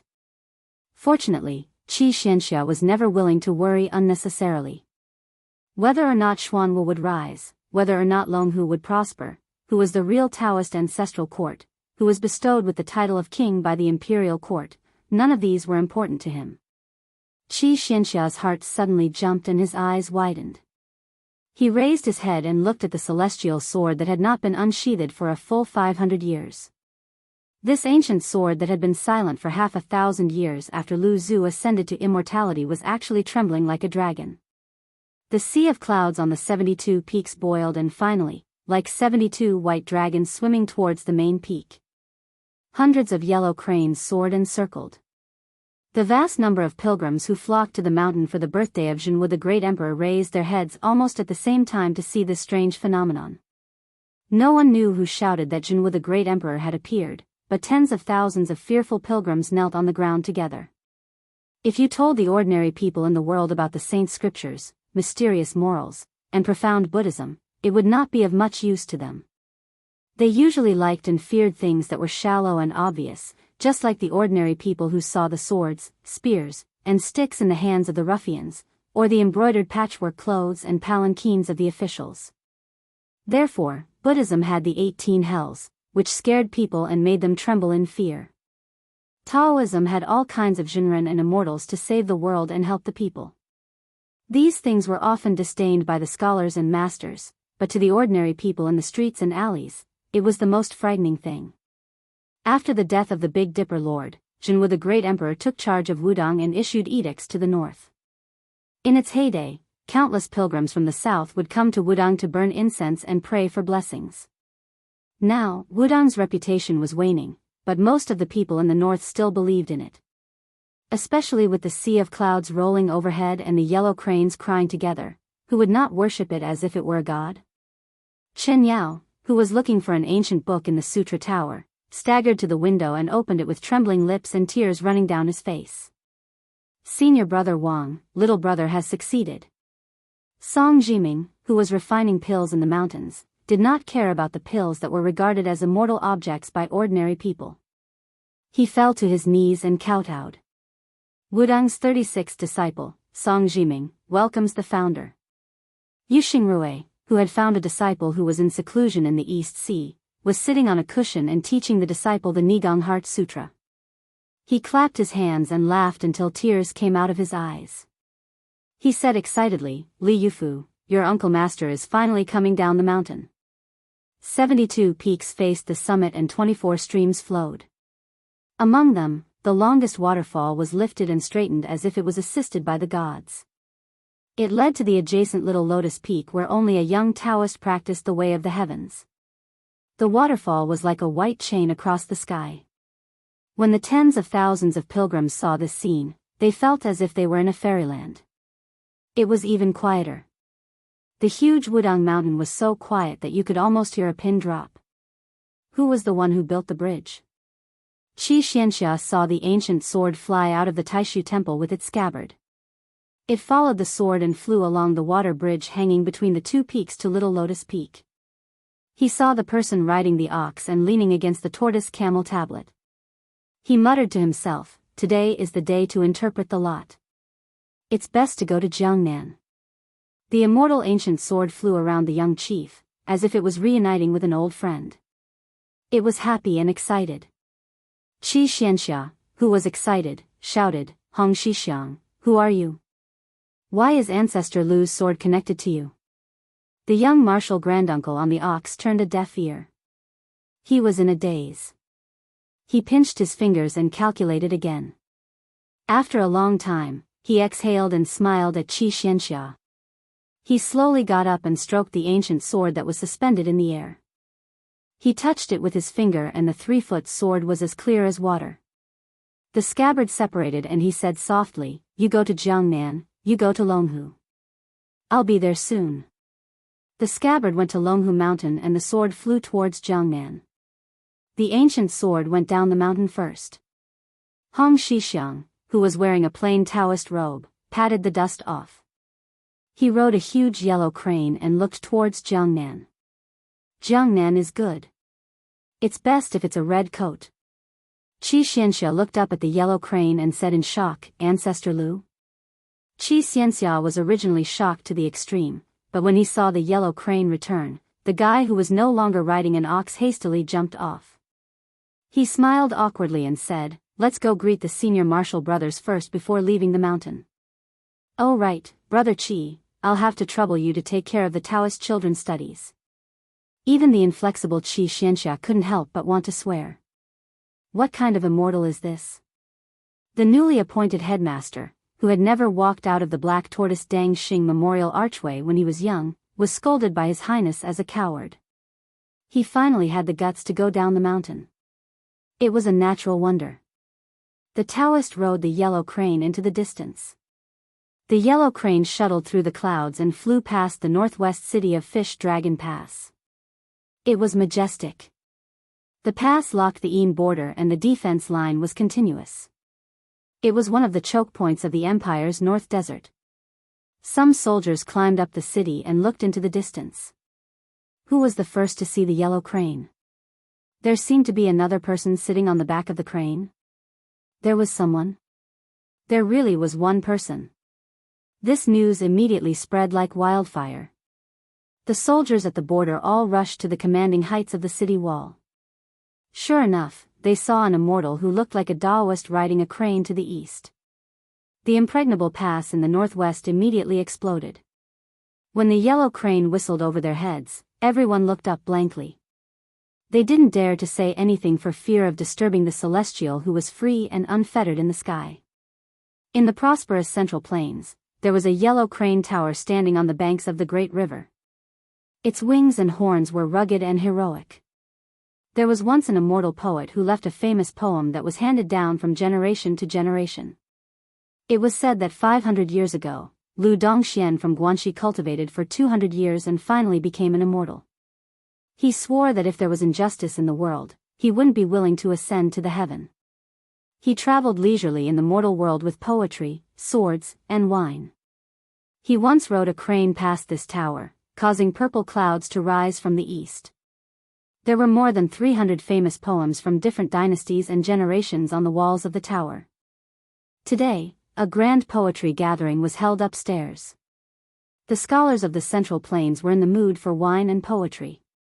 Suddenly, they heard that a magical yellow crane flew from the west to the east.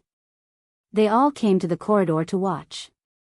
When they got closer, they suddenly realized that there was an immortal sitting on the crane.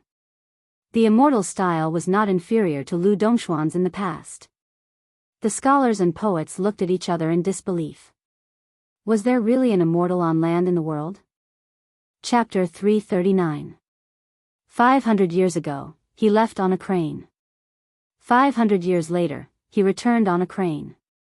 In the vast expanse of mist, the yellow crane flew across the yellow crane tower. An old scholar said in a daze, I have witnessed this scene. My life was not in vain. Jiangnan. Old people, old scenes, old memories. The autumn wind rose, autumn leaves fell, people gathered and parted, autumn crows perched and startled, missing each other and not knowing when they would meet again. This scene was embarrassing. The beautiful peonies of Baogua Temple withered one after another. In the autumn season, there were still some 100-year-old osmanthus to be admired.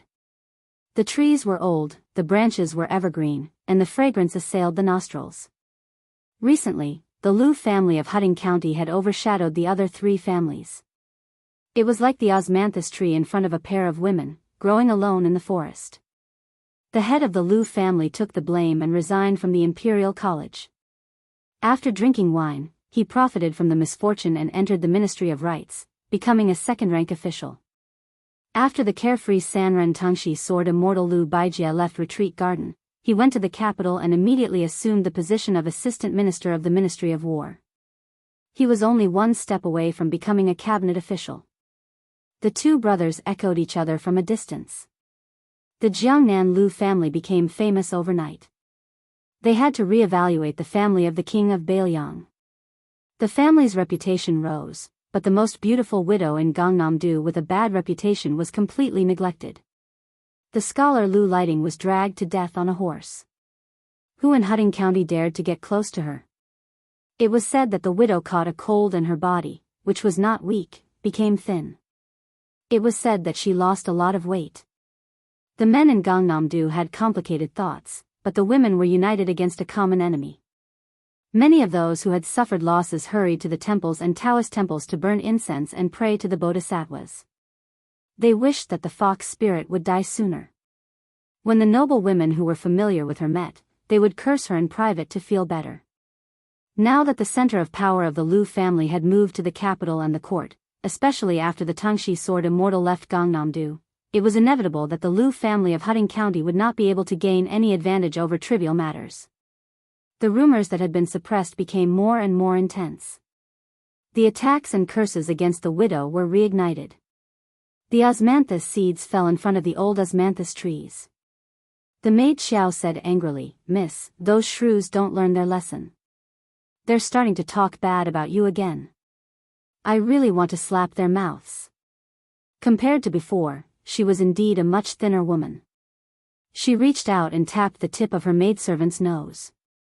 She smiled charmingly and said, "You're still talking about others. Aren't you a little shrew yourself?" The young maidservant with delicate features giggled and said, "I heard from the air that Miss used to love wearing red dresses and red garments. Why has Xiao Air never seen it before?" The woman looked absent-minded and said softly, "You're still young, you won't understand even if I tell you." Dumb Xiao muttered, "He's not small anymore." The woman bent down and picked up a handful of golden osmanthus seeds. Her hands were filled with the fragrance of osmanthus flowers. She raised her head and looked at the osmanthus leaves in silence. "Chow, chow, chow, chow, chow, chow." The pale-faced woman shook her head and said, "Let's wait a little longer." "Chow chow of chow of chow of, chow, chow, chow, kai off chow." The woman smiled. "Tell me about it." The maid lowered her head and said, "His Royal Highness once chatted with Xiao Qiao. He said that there was a coward on Mount Wudong who secretly liked you all these years." Xiao Qiao looked up at the sky and loosened her fingers. The osmanthus seeds fell one by one. She sighed. "My brother lied to you." Xiao Qiao asked cautiously, "Actually, you're also waiting in your heart, aren't you?" Xiao Qiao asked. The woman turned her head and flicked her maid's smooth forehead. "You shameless girl." Xiao Qiao's face turned red. She puffed up her cheeks and sulked. "You're Su Jihu?" Xiao Qiao heard a gloomy voice. Xiao Qiao raised her head in anger. She followed the voice and saw a young man squatting on the wall of Baogua Temple with a long saber on his back. Su Jihu reached out and pulled the maid behind him. "Why are you looking for me?" he asked calmly. The sabersman grinned. "I'm Yuan Tingshan. I don't change my name. I have some grudges with His Royal Highness's brother. Besides, I'm doing things for others. If not, I wouldn't have come to Gangnam-do to make things difficult for a widow like you." Su Jihu's face darkened, but he did not panic. Yuan Tingshan, who had rushed all the way from Mount Hui to Gangnam-do, laughed. "I'll kill all the guards of Lu Mansion outside. Those bald donkeys of Baogua Temple don't know what's good for them, so I'll kill them all and send them to meet Buddha in the Western Paradise.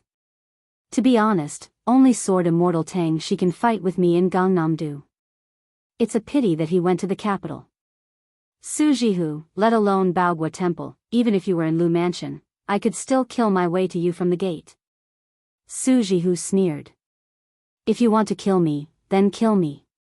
Why are you nagging like a woman?" Yuan Tingshan was not angry at all. He stared curiously at the beautiful widow and clicked his tongue. "In the past, when I killed people, I didn't waste my breath with those who were about to die. But you're different. You have an interesting background. It's a pity that I can kill you with a saber." Su Jihu asked, "What do you mean?" Yuan Tingshan tilted his head and stretched out a bleeding arm. You're not afraid of death? If you're relying on that death warrior from Bailiang's maiden family who secretly protected you, then I might as well tell you that that brother is also dead. It's probably because he hasn't done any big business for many years and is a bit rusty. Otherwise, I'm afraid I would have to wait until later to enter Baogua Temple. Su Jihu, are you afraid of death now? Su Jihu smiled sadly and asked, how are you going to deal with the little girl behind you? Yuan Tingshan said bluntly, naturally, I'll kill her with a saber. I don't have the habit of being gentle with women. Su Jihu turned his head to look. The maid Air Chiao smiled innocently. Miss, Air Chiao is afraid of pain, but she's not afraid of death. Su Jihu closed his eyes. Do it. Yuan Tingshan stood up and stood on top of the wall. His face was sinister as he slowly drew his saber. You dare? Words were accompanied by the clear cry of an ancient sword. There was a sword that came from Mount Wudang 1,000 li away. It landed in front of Su Jihu.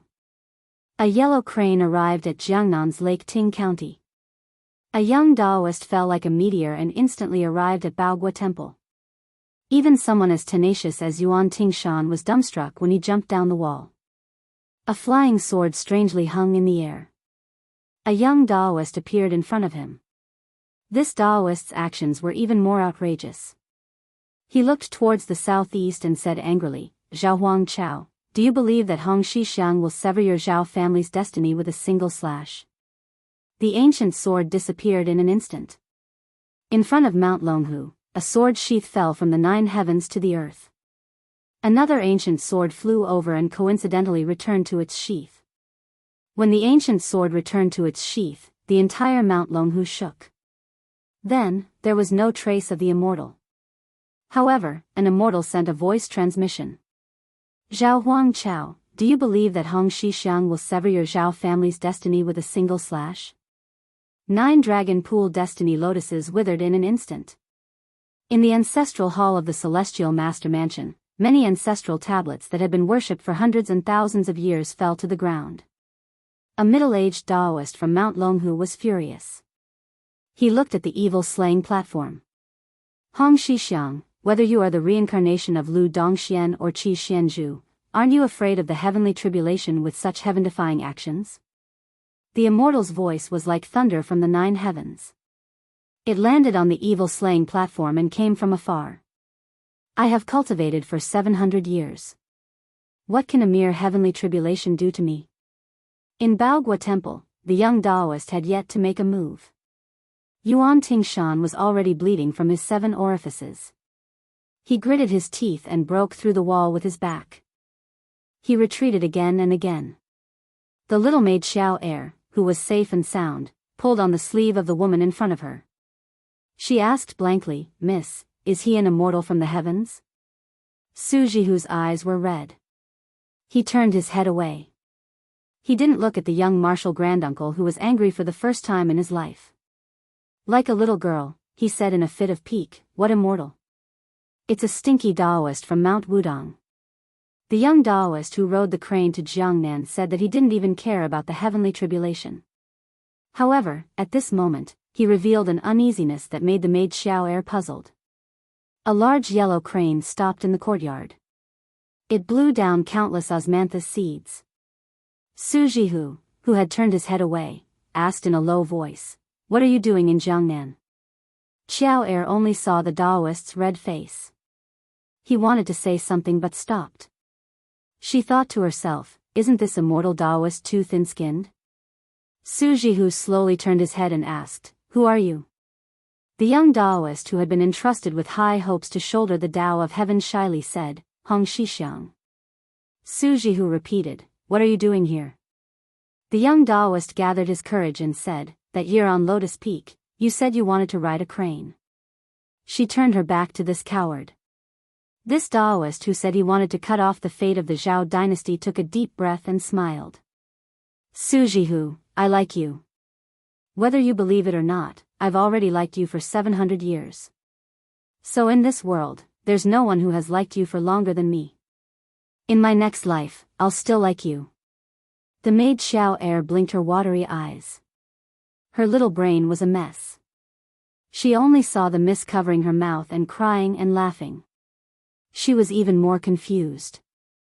It seemed that the miss was telling the truth when she said she was young and didn't know anything. The young Daoist stretched out his hand and said softly, "Where do you want to go?" "I'll accompany you." On this day, the young sect leader of Wudong rode a crane to Jiangnan. He and Su Jihu rode the crane away from Jianghu. The immortal rode the crane down to Jiangnan. He had just entered Jianghu when he left Jianghu. Chapter 340. After His Royal Highness and company left the martial emperor city, the strange little worm calculated with his fingers and his face turned pale. He jumped off the horse and rolled on the road with tears and snot. He looked so pitiful, as if the father of the flower thief on the horse had been killed by a righteous person.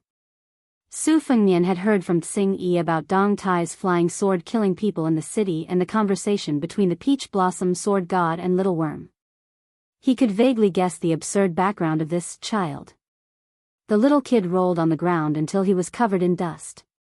Finally, he stood in the middle of the road with his hands on his waist, facing the southwest direction. He wiped his snot and tears and cursed, "Damn it! Zhao Huangchao is such a bastard. Why are you fighting with our dragon Tiger Mountain? It's just that the Taoist master mansion didn't let the girl you liked go up the mountain to burn incense. The younger generation is fighting. What are you, an old man who has cultivated for several lifetimes, angry about? Don't think that I won't dare to speak just because you are Ancestor Lu. Of course, I'm trying to reason with you. Don't pick a fight with me. 9 lotuses of luck, 9 lotuses of luck. I only have so little money, and it's all gone because of you. I've been diligent and thrifty all my life. Is it easy? Is it easy?" In the end, the little kid who kept calling himself poor began to sob. His little shoulders trembled. Those who heard him would cry and those who saw him would feel sad. Su Fengnian's face was filled with schadenfreude. He looked at the crowded Donghai from afar and took it as finding joy in misery. He rode his horse to Long Yushuan's side and asked with a smile, "Aren't you going to comfort your son?" Long Yushuan was so ashamed that he didn't know what to do. His face twitched and cold sweat covered his forehead. What son? The kid was called Old Immortal by the new sword god. It was a great advantage for him to call him his grandfather. The most important thing was whether the child was dead or not. Now that the child turned to Long Yushuan and called him Dad, Long Yushuan was also angry. He immediately replied, "Ancestor, don't play with the child." "Can I call you Ancestor?" Little Worm rolled his eyes and said, "You are father just because I call you father? Then if I go to the capital and call the emperor grandson, he is really my grandson? Look at how useless you are." Long Yushuan almost spat out a mouthful of blood. If it weren't for the fact that he had to hide his identity, he would have dismounted from his horse and hung this little bastard up to give him a good beating. Su Fengnian glanced at the quarrelsome couple and finally fixed his eyes on the little bug's young face. In the past, when he browsed through the Taoist classics, he had seen something like, over 100 years old but still looks like a baby, which was used to describe the miraculous nature of the Taoist immortals. The meeting of the 3 talents and the formation of the true nascent soul was exactly what the new god of sword Dong Tai had said. Noticing His Royal Highness's gloomy gaze, Little Worm patted his butt and put on the demeanor of an expert. He habitually stroked his beard, but after feeling nothing, he realized that he was still a child after coming out of seclusion. How could he have a beard to pretend to be an expert? He smiled embarrassedly and didn't try to hide his identity. He swaggered to Long Yushuan's side and climbed back onto his horse. He rode side by side with His Royal Highness and said, "I am Zhao Xuani from Mount Longhu." Although Su Fengnian was already mentally prepared, he was still shocked when he heard the little pervert's self-introduction. There were 4 Taoist masters in the ancestral court of Taoism. The 2 old Taoist masters, Zhao Shi and Zhao Shituan, were of the Hope generation. Not only were they high and mighty in the genealogy of the Taoist mansion, but they were also among the best in the world. After the Hope generation was Dan, so the brothers Zhao Danxia and Zhao Danping were of the Dan generation, followed by the Jing generation. Other than Zhao Shi and Zhao Shituan, there were also some old Taoist masters of the Hope generation who were in seclusion. However, they were either not the direct descendants of the Taoist mansion or had mediocre abilities. They were far less famous than the two old Taoist masters. However, no one outside the mountain had ever heard of the Xian generation, which was 2 generations higher than the Hope generation. 70 years old was already considered the oldest in the world. Su Fengnian estimated that the one in front of him was at least 270 years old.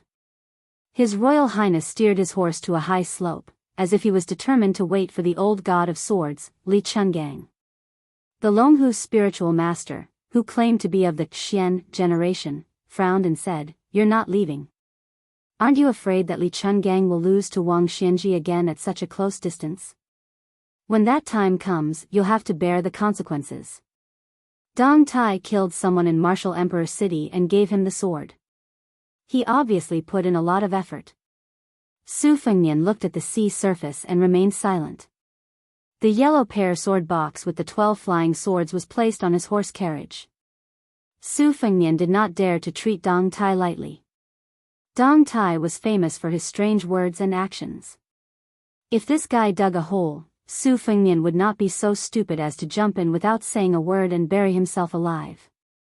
Back then, when the king of Jing'an, Zhao Heng, gave this King Xianji's knife manual, Su Fengnian was not in a hurry to practice it. He still needed to wait until he returned to Bailiang and had his face appraised by the white fox.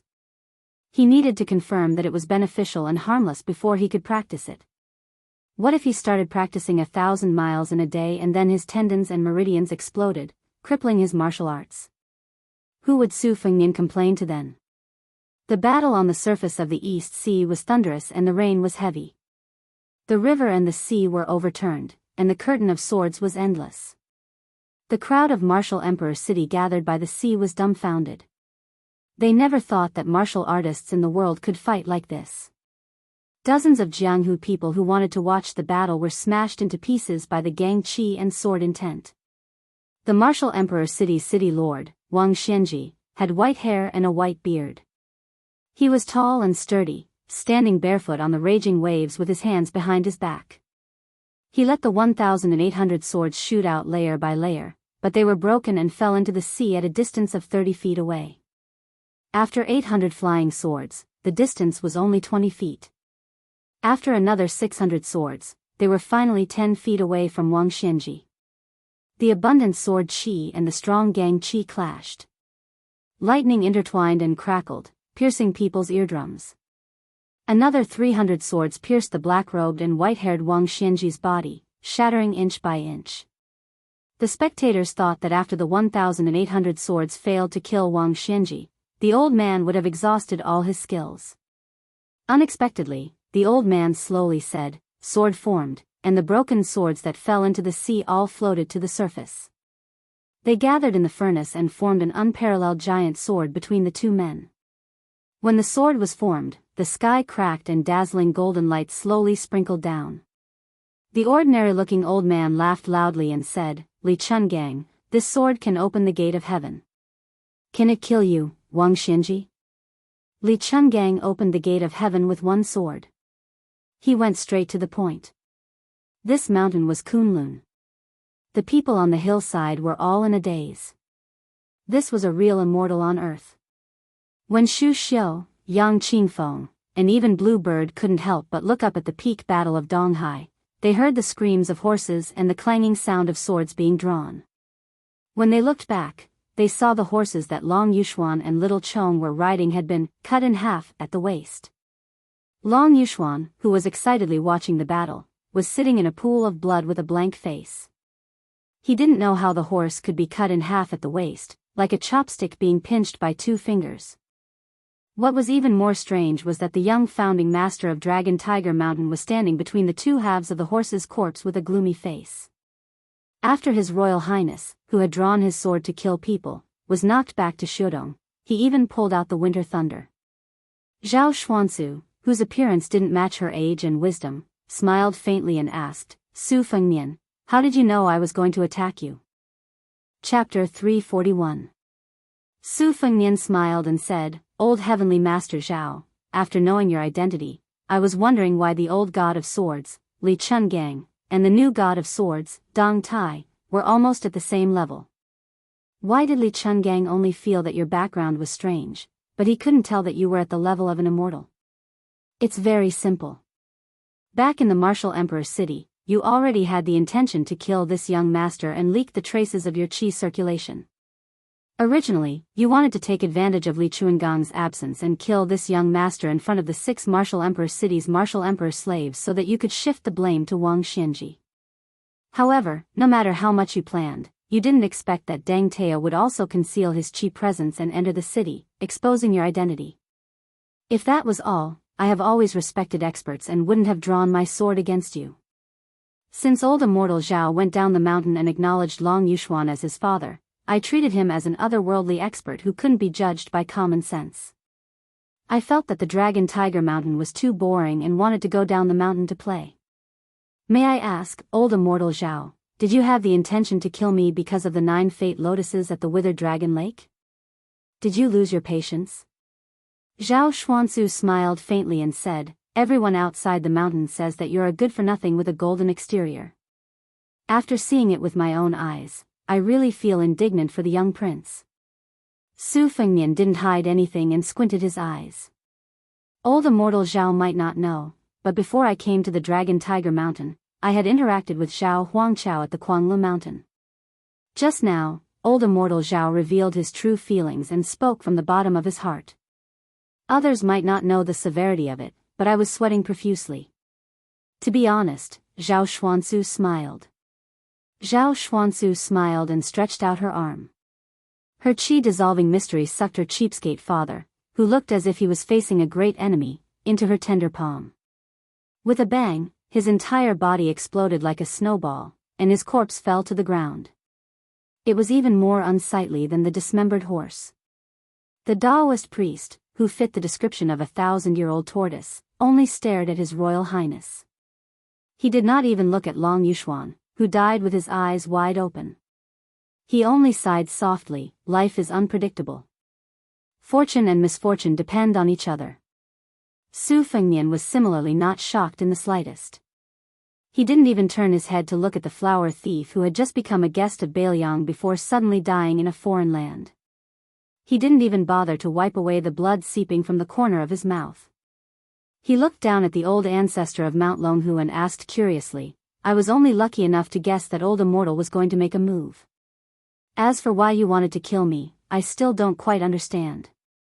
I hope old immortal can enlighten me. Zhao Xuanzu stretched out his hands and pressed down. Xu Qian and Yang Qingfeng, along with their horses, were instantly pressed to the ground by a heavy weight. The 2 horses were crushed into meat paste. The 2 northern Liang retainers struggled to hold on, bleeding from their 7 orifices. Against this ancestor of Mount Longhu, they actually had no strength to fight back.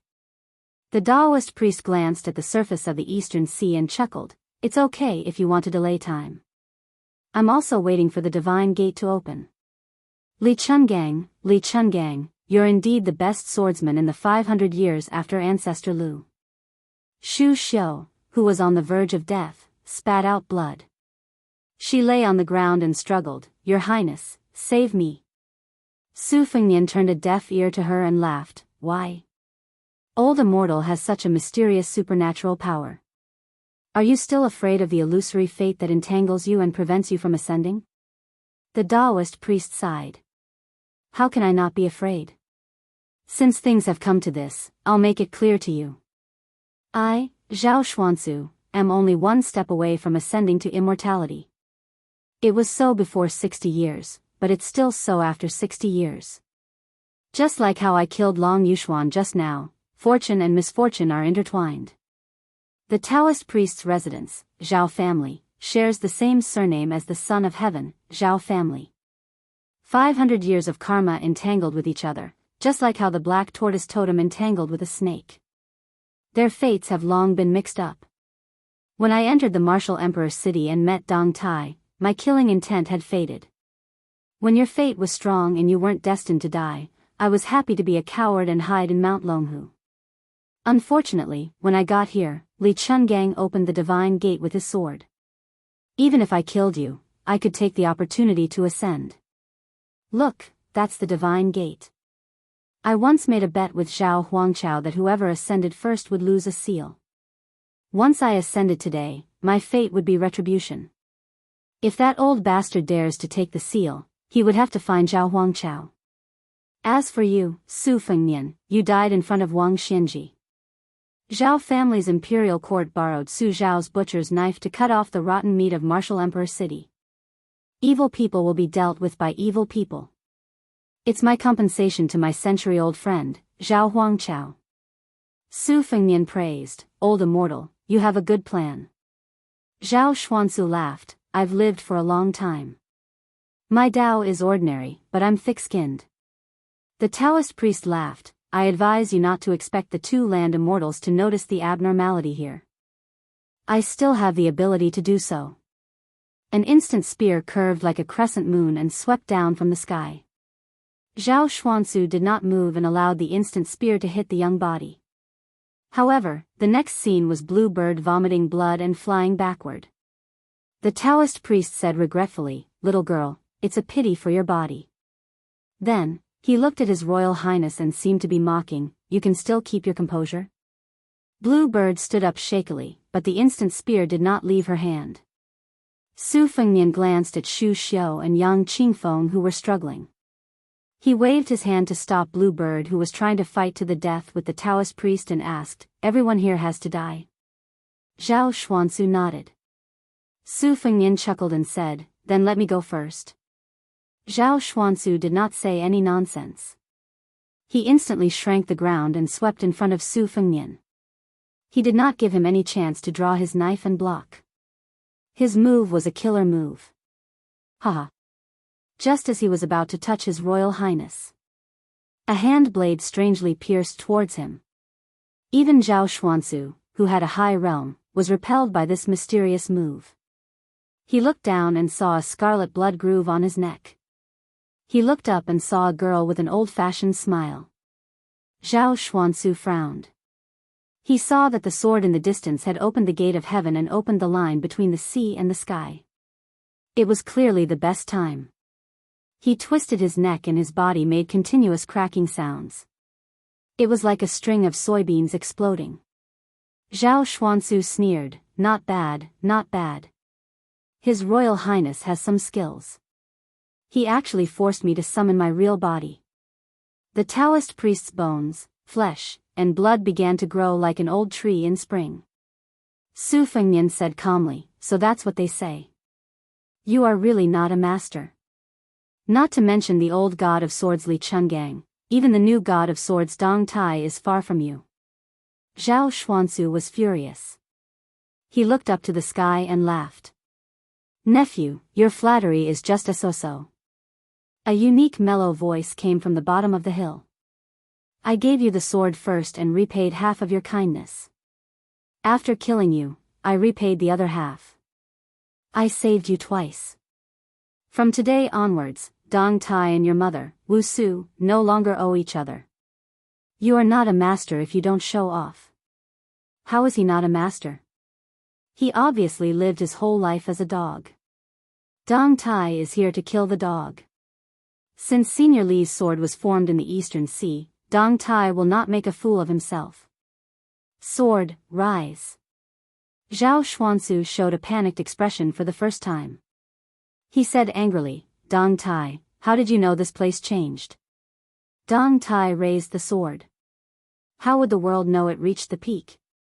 Dong Tai, who was standing 10 feet away, spread out his hands and smiled, Ame, Zhu Ke, Huang Tong. Tai Tai, Jin Lu. Tai Ah. 6 small swords broke out of the box.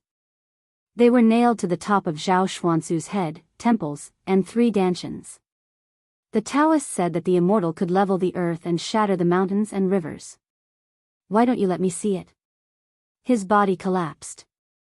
Zhao Xuansu forced his primordial spirit to leave his body. Like a rainbow, he flew towards the heavenly gate. Dong Tai took a step forward. He said calmly, you want to become an immortal? You have to ask Dong Tai's sword first. Come back. The 6 flying swords were clearly nailed to Zhao Xuanzu's body. However, the primordial spirit of the Daoist reflected the outline of the 6 swords. The primordial spirit was pulled back into the body. Su Fengnian did not say anything. He cut the primordial spirit in half and laughed. I will let you become an immortal. Chapter 342.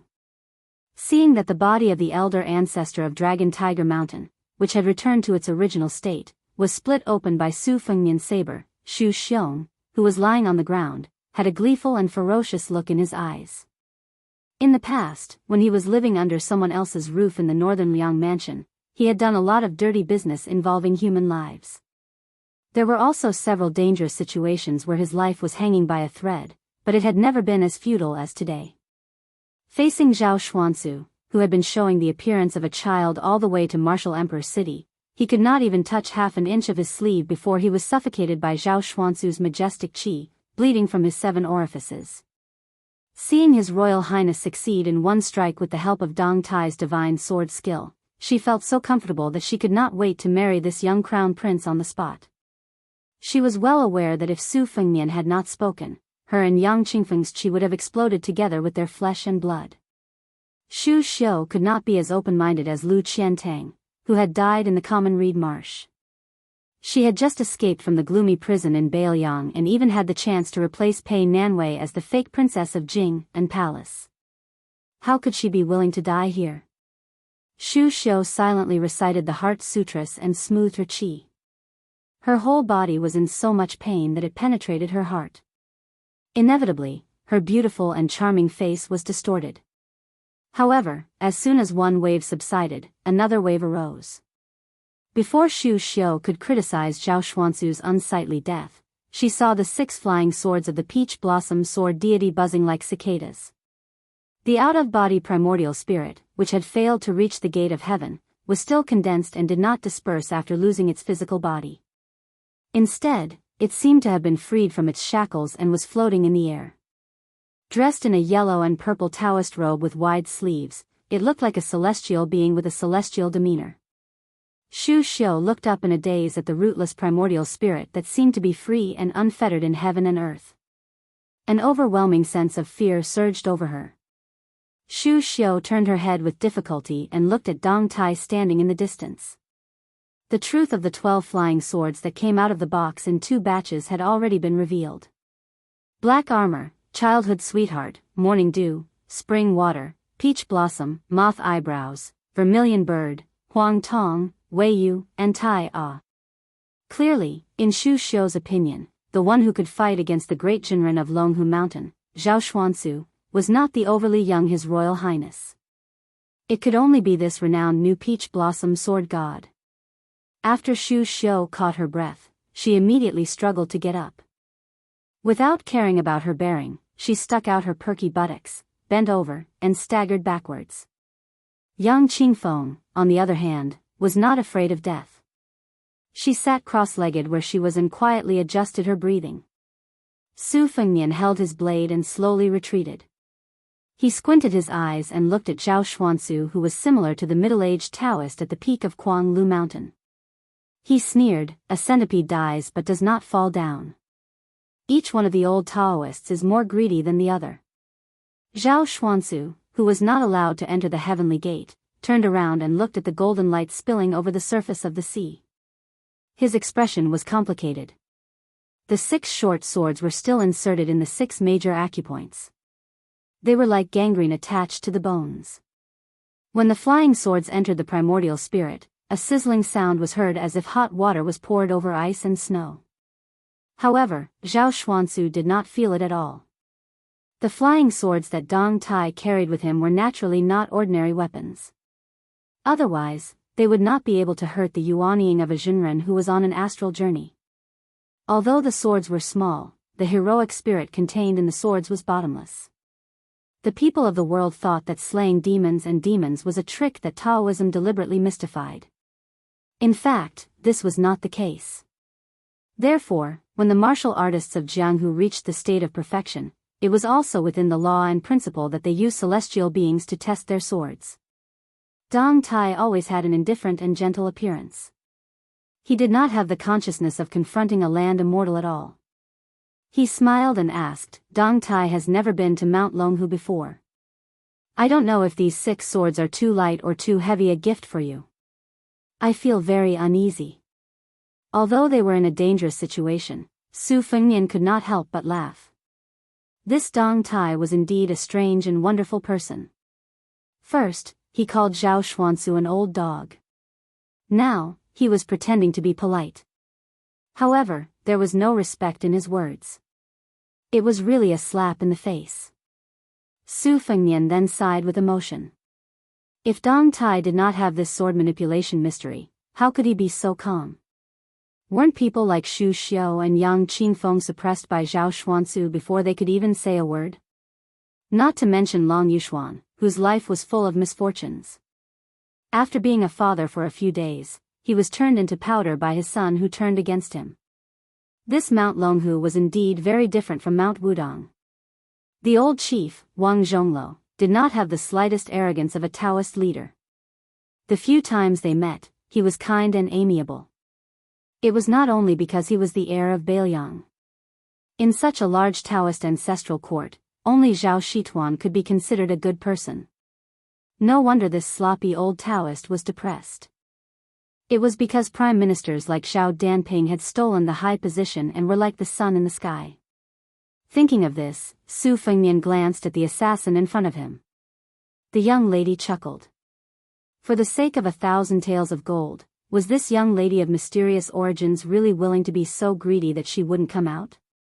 She did not even care about her own life. First, it was the 11th in the world, Wang Mingyin. Now, it was the great spiritual master, Zhao Xuanzu. What was she planning? Was she going to kill or save? Jia Jia Jia. The 3 characters of the name were all homophonic. Su Fengnian had once sent a secret letter to Su Xiao, asking if she had planted a death warrior by his side. This was a major matter that involved Su Fengnian's life and death. Su Xiao had personally written a letter stating that this girl was not the number 1 death warrior in the palace.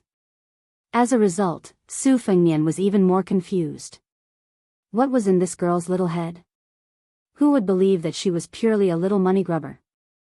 As for the fact that he did not disperse Zhao Xuanzu's spirit with 1 strike, Su Fengnian was definitely disappointed. However, he was not surprised. The methods of celestials were originally mysterious and unpredictable. The 2 on the surface of the East Sea had moved mountains and drained seas to open the gate of heaven. Each of them had displayed their magical powers.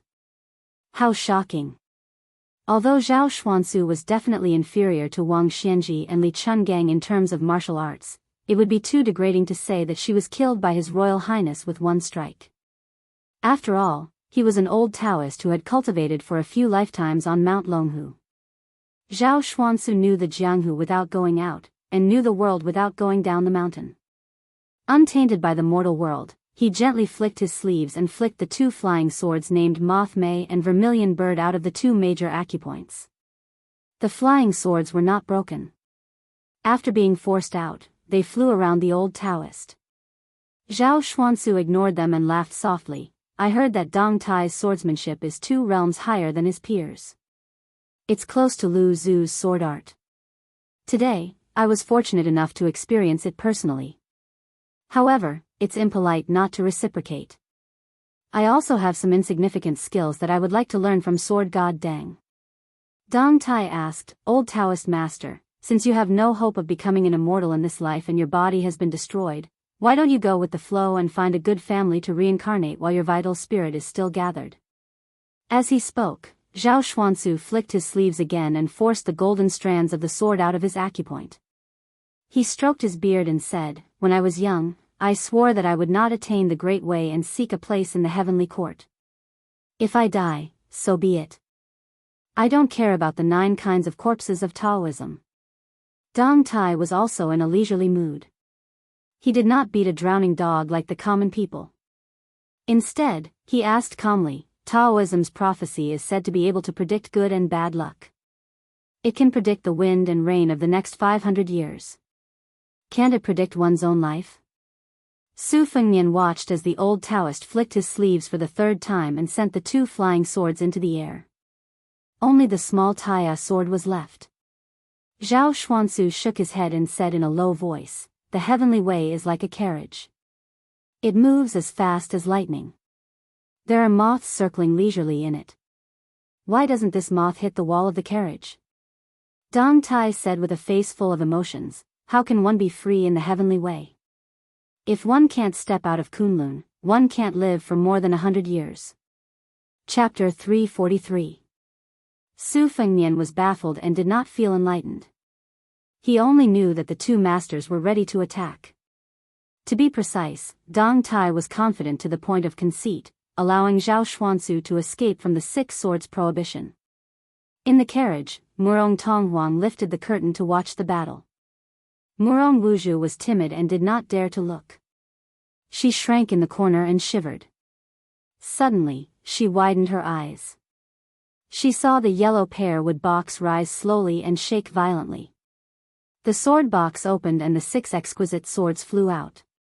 Dong Tai waited until the small swords that shared the same fate as him flew into the air. He said softly, "I don't think about the way of heaven, but ever since I started practicing, I have never doubted the sword in my hand." Everyone only saw Dong Tai, who was unparalleled in the art of killing, smiling as he stretched out his finger and flicked it.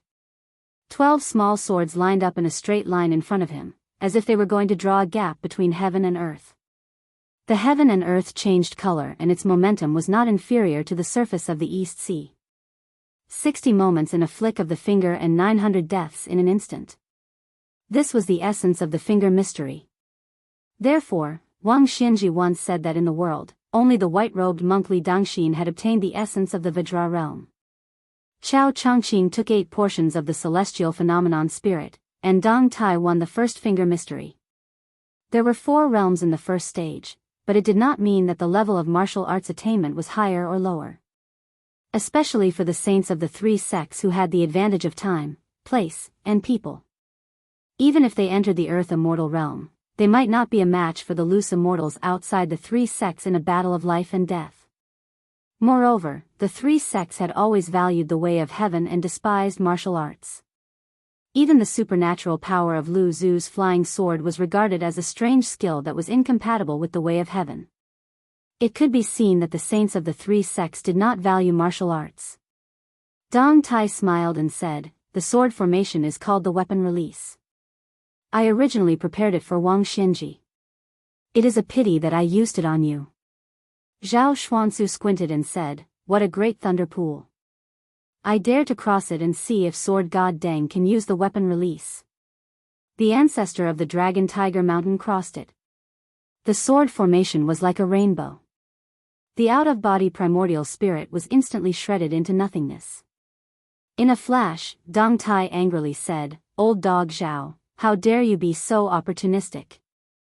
Dong Tai came behind His Royal Highness, grabbed him by the collar and was about to throw Su Fengnian back. However, the new god of swords was alert and quick enough, but he still could not resist a torrent of purple gas pouring down in front of Su Fengnian. He could vaguely hear Zhao Xian's last words on the eve of his death, "Since I can't cut off the fate, I'll use a trick and steal a heavenly secret. I'll pass the calamity of Mount Longhu onto you." Purple chi from the east. Although the sword formation had destroyed most of it, about 20 to 30% of it still flowed into Su Fengnian's body. It was the first time that Dong Tai showed such an angry expression. The world was silent as he shouted, "Zhao Xuanzu, I want your mansion of Taoist master to have no descendants." The Sanqing purple chi was vast and mighty, lingering around Su Fengnian's body. The calamity was imminent. Dong Tai was extremely annoyed. He was familiar with many unorthodox methods of Taoism, and this Zhao Xuanzu obviously wanted to use his life to kill Su Fengnian and destroy his fate. Although Dong Tai thought that he rarely met a worthy opponent, karma and fate were the most unpredictable things in this world. His karma with Su Fengnian was very shallow. In fact, after the death of his consort Wu Su, all that was left was a verbal promise from a young swordsman. He had already paid it back by using his sword twice inside and outside the Eastern Sea martial emperor city. In a flash, the purple gas and Su Fengnian were very harmonious. No matter how powerful Dong Tai was, he could not cut off the qi dynamic.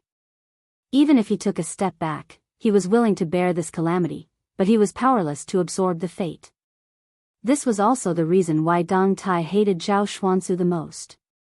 As a Taoist spiritual master, he was actually so vicious. The girl turned around and stared blankly at Su Fengnian, whose red date between his eyebrows had turned from purple to black. She smiled, but she was not gloating.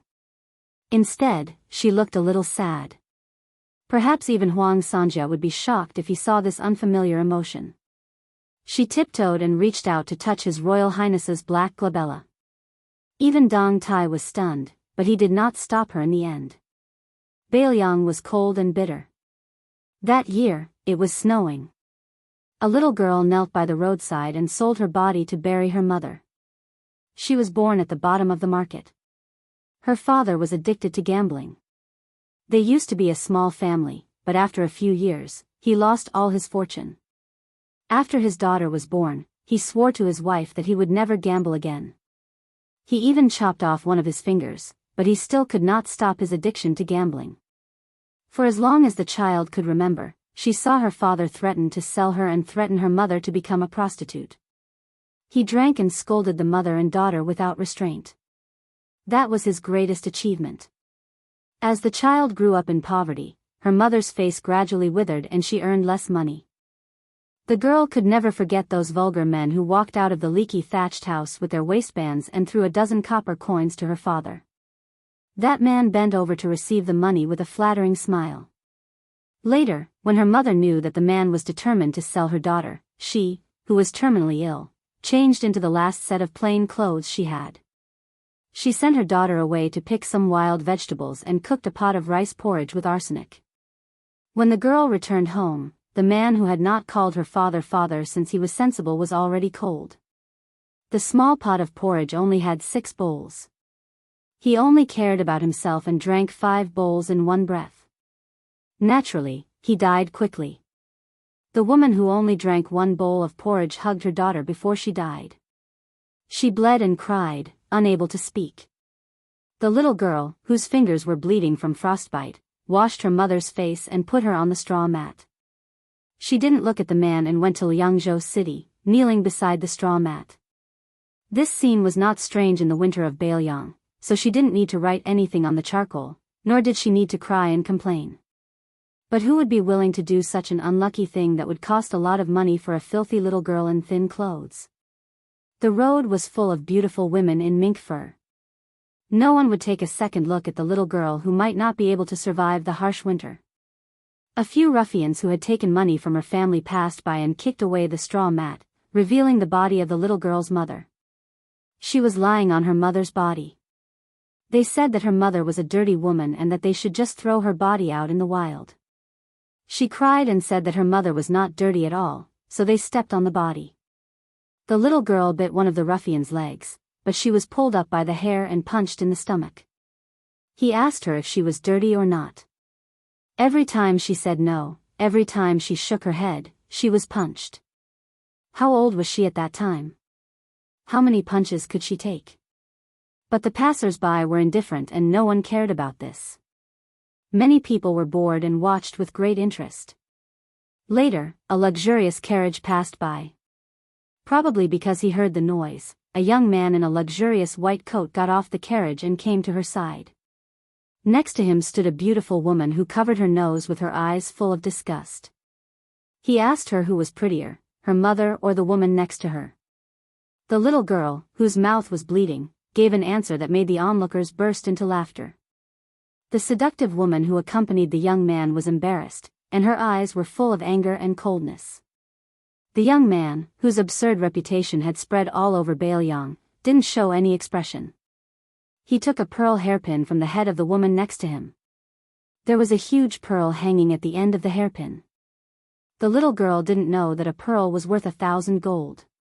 She only saw the man squat down and put the hairpin on her mother's head, asking her if it was pretty. The little girl cried and said yes. He patted her head and chuckled, but didn't say anything. He returned to the carriage and left. After that, someone immediately buried her mother. That winter day, the little girl knelt at the grave and met Huang Longsher. In these years, other than killing people, her only hobby was collecting hairpins. This year, outside Xiangfan City, she killed that so-called 11th in the world. Whoever wanted that young man to die, she wanted him dead. She didn't care if he was a first-rank master or an immortal on earth. To her, this was the only reason. Chapter 344. Killing a man in 10 steps, leaving no trace for 1,000 miles. When the deed is done, I leave with a flick of my sleeve, hiding my identity and name. The essence of this popular paladin poem was the word kill. If it was changed to save, it would obviously be neither fish nor fowl. At this moment, His Royal Highness, who was sitting sickly in the carriage, was in a very strange mood. His aunt, Wuxia Xianxia, who kept a big cat as a pet, originally thought that even if it was not because of national enmity, she was a cold-blooded and ruthless first-class assassin who would not lend a helping hand. Zhao Xuanzu's 3 Pure Tribulations. A few days ago, at the top of the Donghai slope, Su Fengnian's body was like an alchemy furnace, boiling abnormally. Unlike the external elixir that used gold, stone, and medicinal herbs as bait, the inner elixir melted one's essence, qi, and spirit. The danger within was not inferior to Daoist Zhao's killing move. Zhao Xuanzu's purple qi from the east and Su Fengnian's big yellow courtyard were like weapons of war. Su Fengnian fell into a coma and was on the verge of death. When he woke up, he found out from Blue Bird that it was Wuxia Xianxia who saved his life and caused the purple qi to flow into her body. Then she left without leaving a word. The Peach Blossom Sword deity asked Blue Bird to leave a message for his distant nephew, saying that he had removed the prohibition of the 12 swords and needed a new master to feed him with blood. The shortest was 3 years, the longest was 10 years.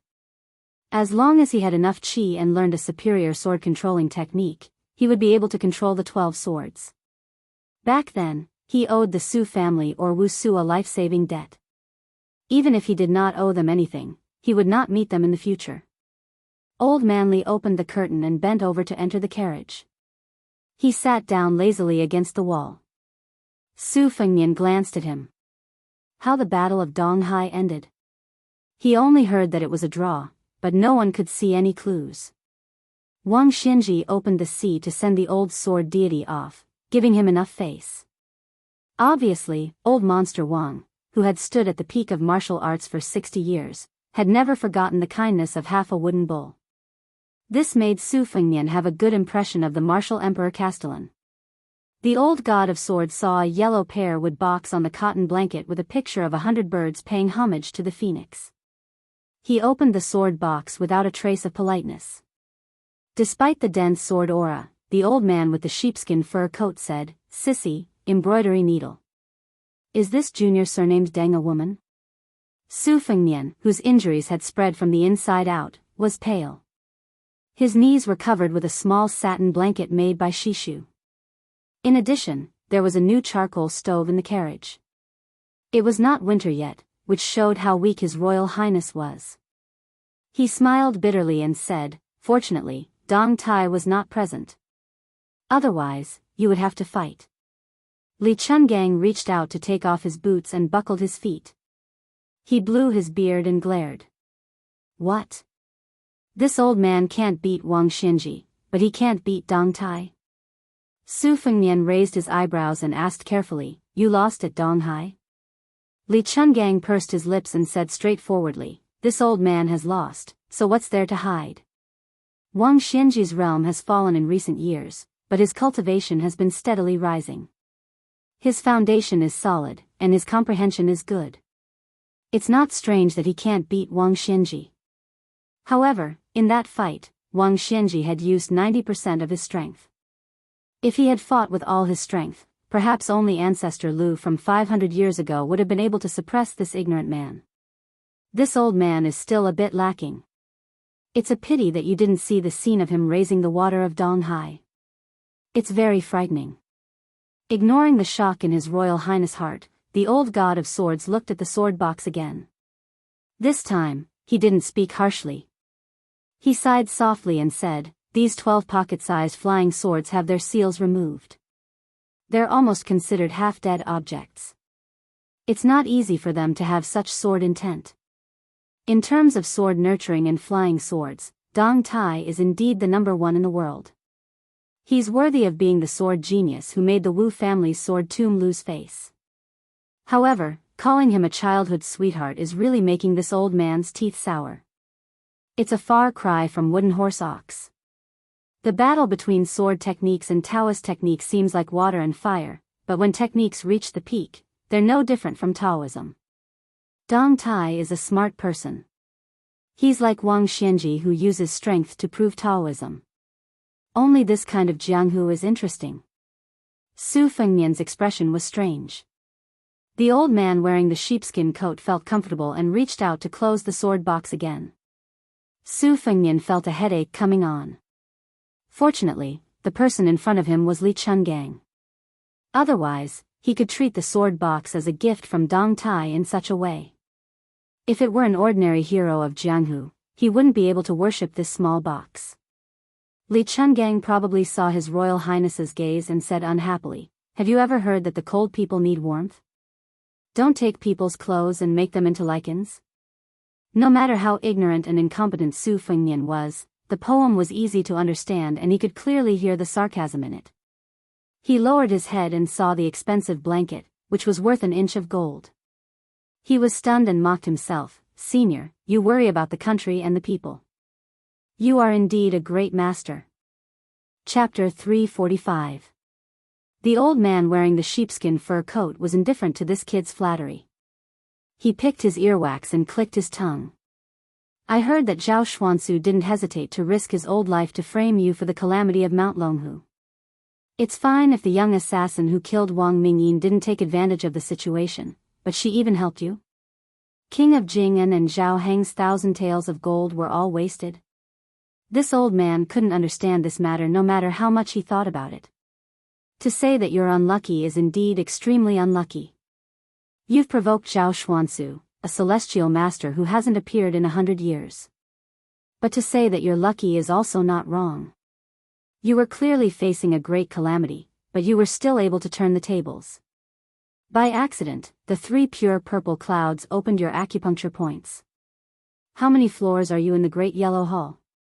When you recover from your injuries, won't you be able to touch the threshold of the Vajra physique? It's true that riches come from danger. This old man Zhao Xuansu is really a good-for-nothing. He doesn't have the ability to challenge Su Shao and Bailiang's 300,000-strong cavalry. He only knows how to find trouble with you, a junior. It's said that a small temple is big, but in this old man's opinion, Mount Longhu is full of bastards. He went for wool and came home shorn. Now that he's provoked Dong Tai, the celestial master's residence won't be peaceful. Su Fengnian covered his stinging chest, gritted his teeth, and sneered. This stinky old Taoist was stopped by Dong Tai. He couldn't kill me, so he took advantage of the opportunity when you opened the gate of heaven and wanted to leave his body and ascend. In the end, he was still intercepted by Dong Tai's flying sword. I had no choice but to burn both jade and common stone. Originally, I didn't haggle with Mount Longhu last time because Zhao Shituan accepted Huang Manor as his disciple. Sure enough, kind people are bullied. No matter how Dong Tai acts, the next time I climb Mount Longhu, I'll definitely let this group of noble people suffer. Li Chungang sneered and said, "With your little cultivation? Do you really think you're like Dong Tai or Chao Chongqing?" Su Fengnian smiled calmly and said, "I'm young. In addition, with the guidance of the old senior, I'll be able to achieve twice the results with half the effort. There will be a day when I can take my revenge and vent my anger." Li Chungang stretched out a finger and tapped the sword box. He chanted the word, "Rise," and the box slid open. The 12 flying swords floated in the air and lined up in a line. It was exactly the same as Dong Tai's formation. He ignored Su Fengnian's surprise and said, "The path of sword intent has reached the peak. The turbulent river flows to the East Sea and the rolling thunder strikes the heavenly court. It seems to be too overbearing and without any rules. But in the end, it is still going along the path and there are rules to follow. Formula Dao and Formula Dao were both indispensable.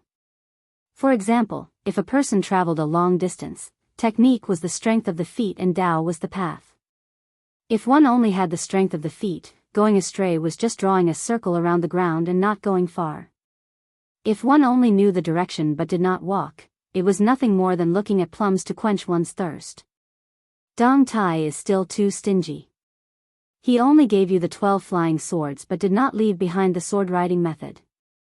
Instead of giving a man a fish, teaching a man to fish is better than teaching a man to fish. This old man showed the two-sleeved green snake no less than 100 times. If you really memorized it, it would be a superior sword-riding method. One day, you would be able to break through the bottleneck and use the big yellow cord in your body to kill people with flying swords. The ancients said that after reading 10,000 books, one would be able to write like a god. This was also the reason why this old man wanted little Jiang to practice calligraphy and not swordsmanship. How is calligraphy not swordsmanship? It's not that this old man is boasting, but the two-sleeved green snake is the pinnacle of swordsmanship in the Jianghu for 100 years. It's equivalent to spreading the 10,000 books on your desk. As for how much you can understand, it depends on your luck. This old man can't teach you swordsmanship like a child walking. Firstly, it's too degrading. Secondly, it's just pulling up seedlings to help them grow. It's not beneficial at all. The 12 flying swords trembled at a speed almost invisible to the naked eye. Descend. The flying swords slowly descended and lay quietly in the sword case. In the face of the old god of swords Li Chuangang's unprecedented sigh, Su Fengnian softly called him, "Old Senior," and did not say anything else.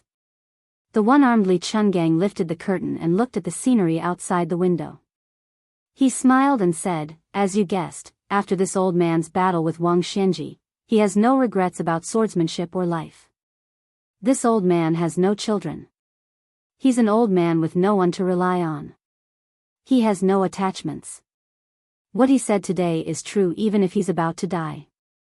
In this life, he was once young and frivolous. He used his sword to cut down injustice. But the world is so big. How can this old man settle it with his sword alone? I remember that a long time ago, there was a female poet who praised this old man for destroying the 5 great mountains with his sword. This old man disdained to take responsibility for it. But now that I think about it carefully, there's some truth to it." For a moment, Su Fengnian had mixed feelings and was speechless. Logically speaking, Li Chungang should have been the undisputed champion of swordsmanship after returning to the realm of swordsmanship and fighting with Wang Xianji. At the very least, he could be on par with Dong Tai. He was one of the top 3 martial arts grandmasters in the world. It was time for him to rise up and make the new Jianghu look at him in a new light. But now, the old man wearing the sheepskin coat was calm and relaxed. He had the intention to completely withdraw from the Jianghu. It was not because he was disheartened, but because he had no attachments and no more requests. He truly had the strength of an immortal. Li Chungang put down the curtain and said softly, "After I send you back to Beiliang, I'll go see Miss Jiang one last time and teach her everything I've learned. Do you have anything you want this old man to tell you?" Su Fengnian shook his head. Li Chungang was not a narrow-minded person who was obsessed with love, so he did not continue on this topic. Suddenly, he said to himself with a smile, "I wonder who will be able to subdue the old monster Wang Xianji in the future." Su Fengnian asked tentatively, "How's the face of White Fox who came out of the tower after reaching the top? How's the Huang man, who entered the finger mystery?" The old man wearing the sheepskin coat thought for a moment and said, "That White Fox's face is still far from being as good as the one who came out of the tower. But if he is given some opportunities and fights with a few of the top 10 masters for 10 or 20 years, then he can go to the martial emperor city and have a wonderful fight. As for your brother, hey, he's the second Wang Xianji. There's no need for him to fight." Su Fengnian was in a good mood. Su Fengnian lifted the curtain and saw the beautiful scenery outside. There was a green mountain in front of them with green bamboos as far as the eye could see. He asked Blue Bird to stop and got off the carriage to take a walk, feeling relaxed and happy. This was the first time Pei Nanwei and the Murong siblings had seen His Royal Highness recently.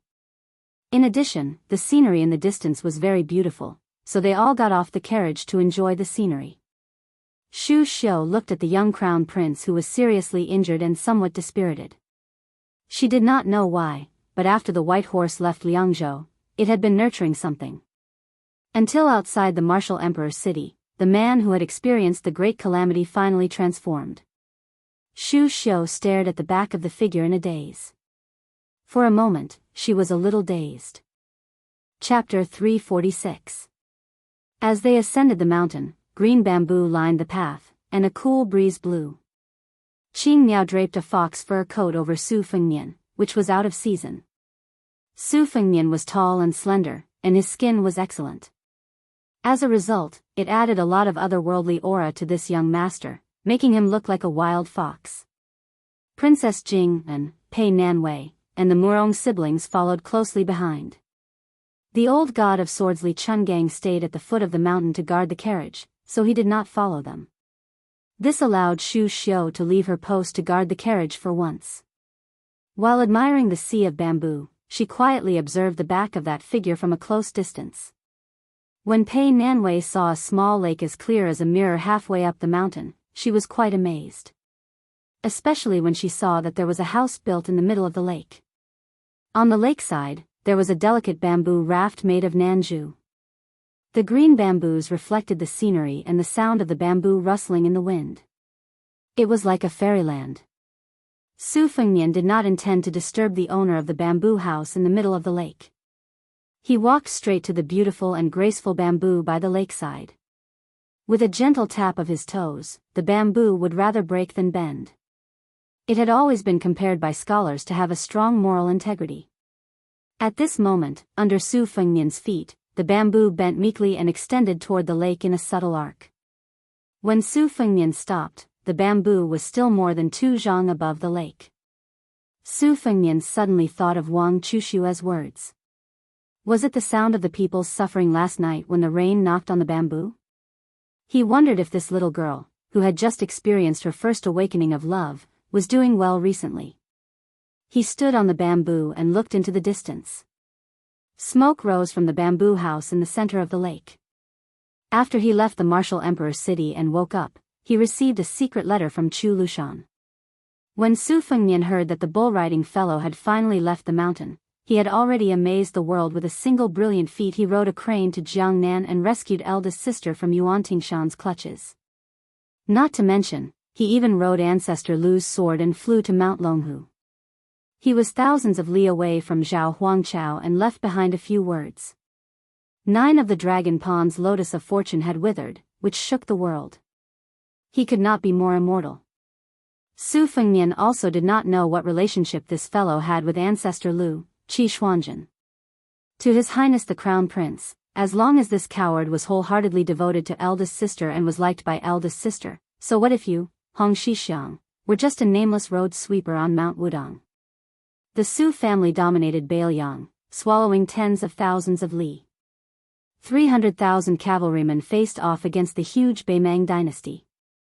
They naturally had the courage to match their family background. After receiving this shocking news that was said to be discussed even in the palace, he finally had some clues as to why Zhao Xuansu would kill. Zhao Huangchao of Kuanglu Mountain, Yuan Tingshan of Mount Wishan, eldest sister of Gangnam-du, was assassinated. The young chief Hong Shixiang went to Wudong, the Taoist master residence's Dragon Pond, the birth of Zhao Xuansu of Mount Longhu, and the disturbance in the martial emperor's city. Although there were definitely many hidden secrets and schemes, the main threads were probably not far off.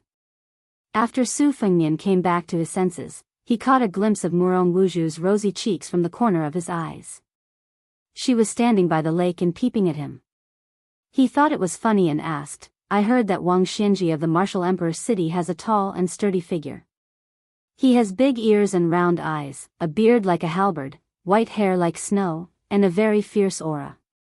He only wears hemp clothes during the cold and summer, but he wears a fur coat during the rainy and snowy weather. He likes to go to the East Sea to hunt jiao whales. Those who are timid would feel their liver and guts shattered just by looking at him." This question put Murong Wuju in a difficult position. She blushed and said softly, "Wuju left the city with your highness at that time." We left in a hurry and couldn't see clearly. I hope your highness can forgive me. Su Fengnian comforted her gently. I'm just saying it casually. Don't be nervous.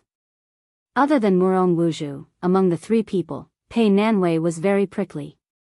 She didn't have the slightest awareness that she was a sparrow in a cage. She opposed him in almost everything.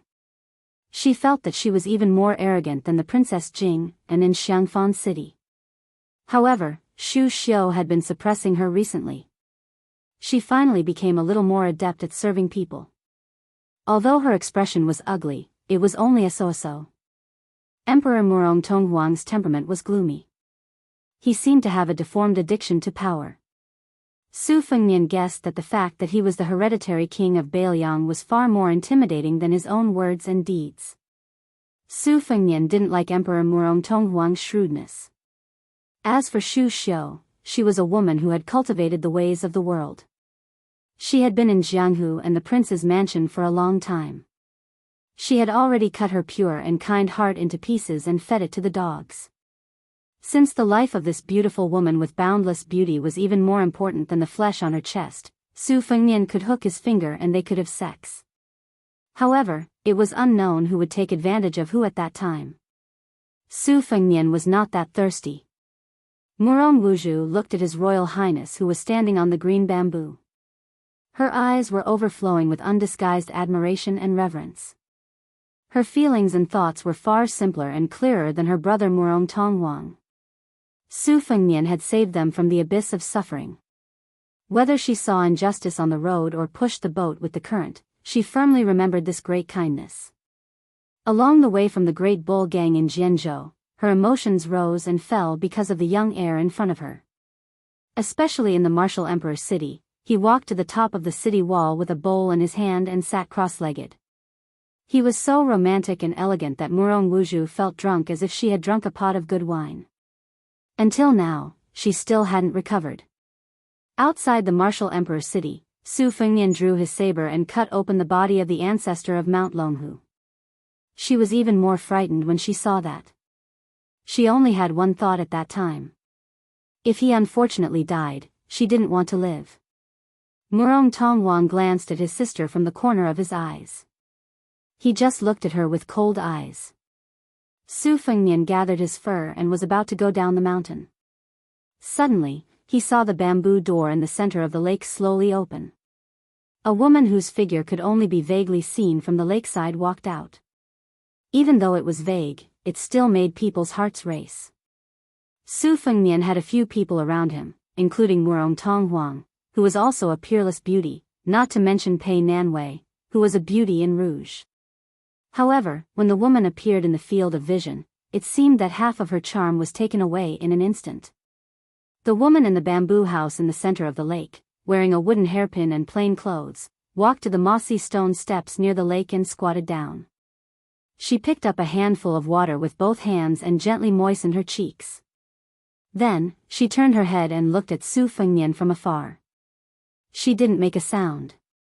She just quietly looked at this group of uninvited guests. She was always an orchid in a secluded valley, aloof from the world. Su Fengnian, who was wearing a brocade fox fur coat, was stunned.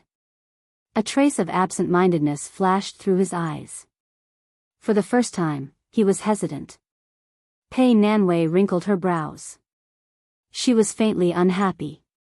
It was not that she wanted to be jealous of this strange woman, but she had always been proud of her own beauty. She rarely met a match. The woman in the bamboo house had appeared out of nowhere. In the end, Princess Jing felt an instinctive sense of crisis.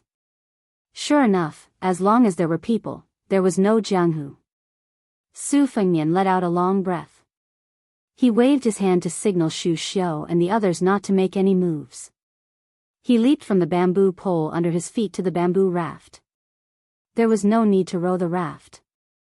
The bamboo raft cut through the water and leisurely sailed toward the center of the lake. The bamboo raft stopped 3 zhang away from the bamboo house. The woman stood up and looked at Su Fengnian.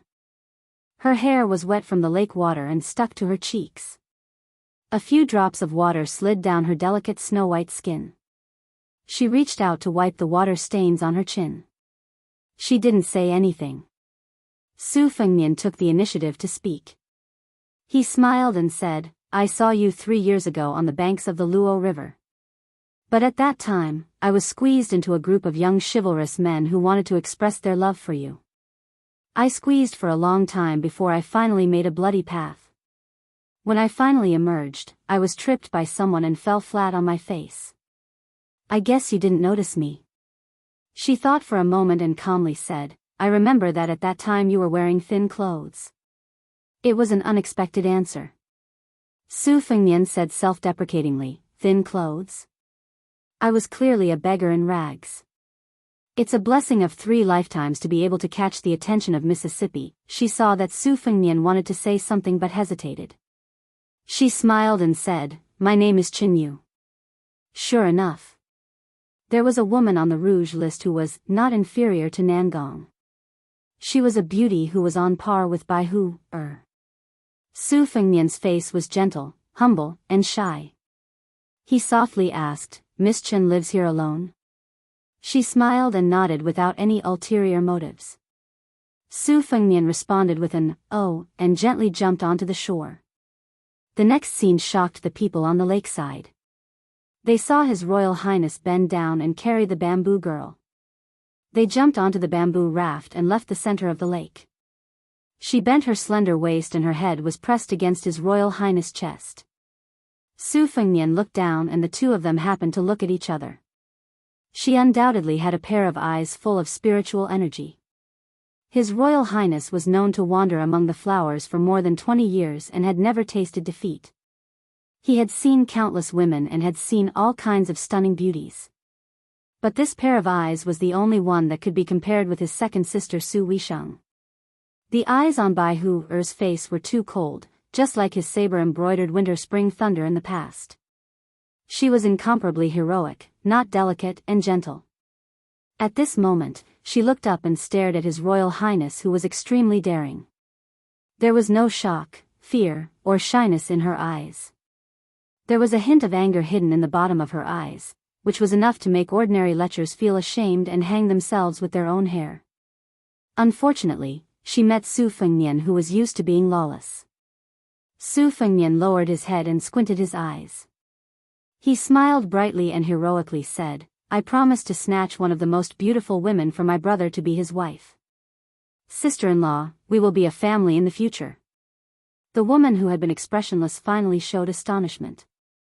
It was not strange that there were rich sons who snatched women on the street and bandits who kidnapped beautiful women to be their wives. But there was actually a bastard who snatched a beauty to be his sister-in-law in this world? Xu Xiu, who was experienced in the ways of the world, blinked her eyes and raised the corner of her mouth. He could even snatch a woman in such a domineering manner. He was indeed the heir of Bailiang. Chapter 347. An inconspicuous carriage drove into the capital. The coachman was a young Taoist dressed in a plain Taoist robe. He was not very handsome and carried a long sword on his back. His expression was gentle and one could tell that he was a person who was easy to talk to. The city gate had 9 ridges and 10 dragons. It was a magnificent sight. There was only one passenger in the carriage. She sat in a fur coat and leaned against the back of the young Taoist. She listened to the young Taoist talk about the various wonders of the capital. She listened to him talk about how it was connected to Kunlun, how His Majesty the Emperor who oversaw the Hall of Supreme Harmony was from the south, and how the 6 palaces and 7 halls of the inner court were built according to divination. The young Taoist was not old, but the principles he spoke of were not small. He told the beautiful woman that in the end, all the cities under the heavens pursued the realm of mutual penetration between heaven and earth. The woman's face was thin and thin. She was wrapped in a mink fur coat that was not too expensive. She looked like a pretty girl from a middle-class family. The mink fur was messy and was not as beautiful as a fox fur coat. If it was the wealthy women in the capital who liked to compare themselves, they would not wear this kind of mink fur coat unless it was a Guangdong ferret. The woman listened to the young Taoist's gentle nagging and closed her eyes. There was a satisfied smile on her lips. After entering the city, she sniffed and softly said that it smelled good. The Daoist priest turned his head and saw a restaurant. Knowing that she was hungry, he immediately stopped the carriage, jumped down, and helped her walk into the restaurant. They chose a seat on the third floor by the window with a wide view. She only ordered a vegetarian dish for herself and a pot of wine for the Daoist priest who accompanied her. This made the waiter, who was greatly disappointed, roll his eyes. He thought that this foreign man and woman were too unsightly. It was not easy for them to come to the capital, but they did not bring more money. The waiter regretted giving up this seat to them. The wine was served first. The Daoist priest poured 2 cups. The vegetarian dish, braised eggplant, was the restaurant's signature dish. She was attracted by this unique fragrance. She picked up a piece with her chopsticks and tasted it. She smiled and helped the Taoist put a piece into his bowl. She smiled and said, "It's delicious." The eggplant is peeled and cut horizontally into 4 pieces. The knife skills are very fine. Half a head of garlic is peeled and smashed instead of mincing it. Then, add a small fire and slowly fry it. 3 eggplants are put into the pot. When it is served, it is just right for this 6-inch small plate. The key is to let the bean paste, garlic, and eggplant taste complement each other and not overpower each other. Therefore, this eggplant is more expensive than the meat. We did not spend money in vain.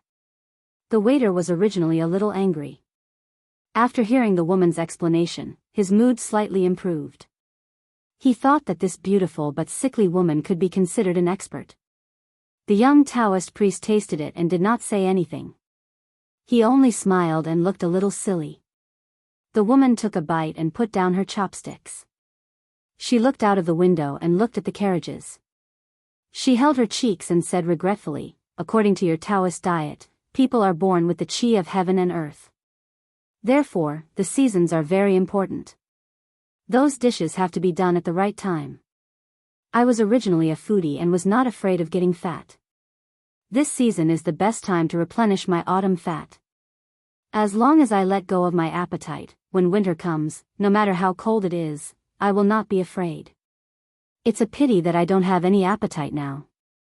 Sigh. The young Taoist priest did not say anything and looked down. During this long journey with her, wherever she wanted to go, he would bring her there. No matter how far away it was, no matter how high the mountains were, he would bring her to see the scenery. He only wanted her to have fun and return. In the Old West Shu, he brought her to see the most spectacular bamboo sea in the world. In the Old West Shu, they went to see the ruins of Shilabi. Further south, he brought her to the nunnery. She asked for a lot, but it was the worst lot. In the far west, there were mountains that could reach the sky. Then, she said that she wanted to take a look at the capital. Most of the diners in the restaurant were natives of the capital, and they were the best at hearing rumors. The people under the emperor's feet had a sense of superiority, as if there was nothing in the world that they did not know. The most exciting topic at the moment was the battle between Wang Xianji and the one-armed Li Chun gang in the East Sea's martial emperor city. It could be said that it was the most soul-stirring battle in the Jianghu in the past 50 years. Then, the young leader of the Wudang Mountain, surnamed Hong, came down the mountain. It was said that he had the magical ability of flying 1,000 miles with a sword. It was rumored that the Taoist priest was an immortal who was reincarnated from ancestor Lu. In an instant, it made the ancestral court of Taoism, Mount Longhu, lose its color. The most sensational thing was that the land immortal had not been on the mountain for long. He brought a woman to the borders of several fallen countries one after another. Sword after sword, he destroyed the few remaining pillars of fate in the Old West Shu and Dongyue. Later, he went west to Kunlun. Hundreds of top qi practitioners in the world flocked there, hoping to witness the immortal's majestic spirit when he cut down the fate with one sword. Secret news quickly spread to the capital. When the Taoist slashed out with his sword, the thick pillar of fate that was as thick as a mountain was about to shatter. This made thousands of people in the world dumbfounded. They were all curious whether there was really such an immortal in the world who did not ascend. Someone in the restaurant spat, "That Wudang sect leader may look young on the surface, but he's actually lived for several hundred years, at least 300 years, a full 560 years.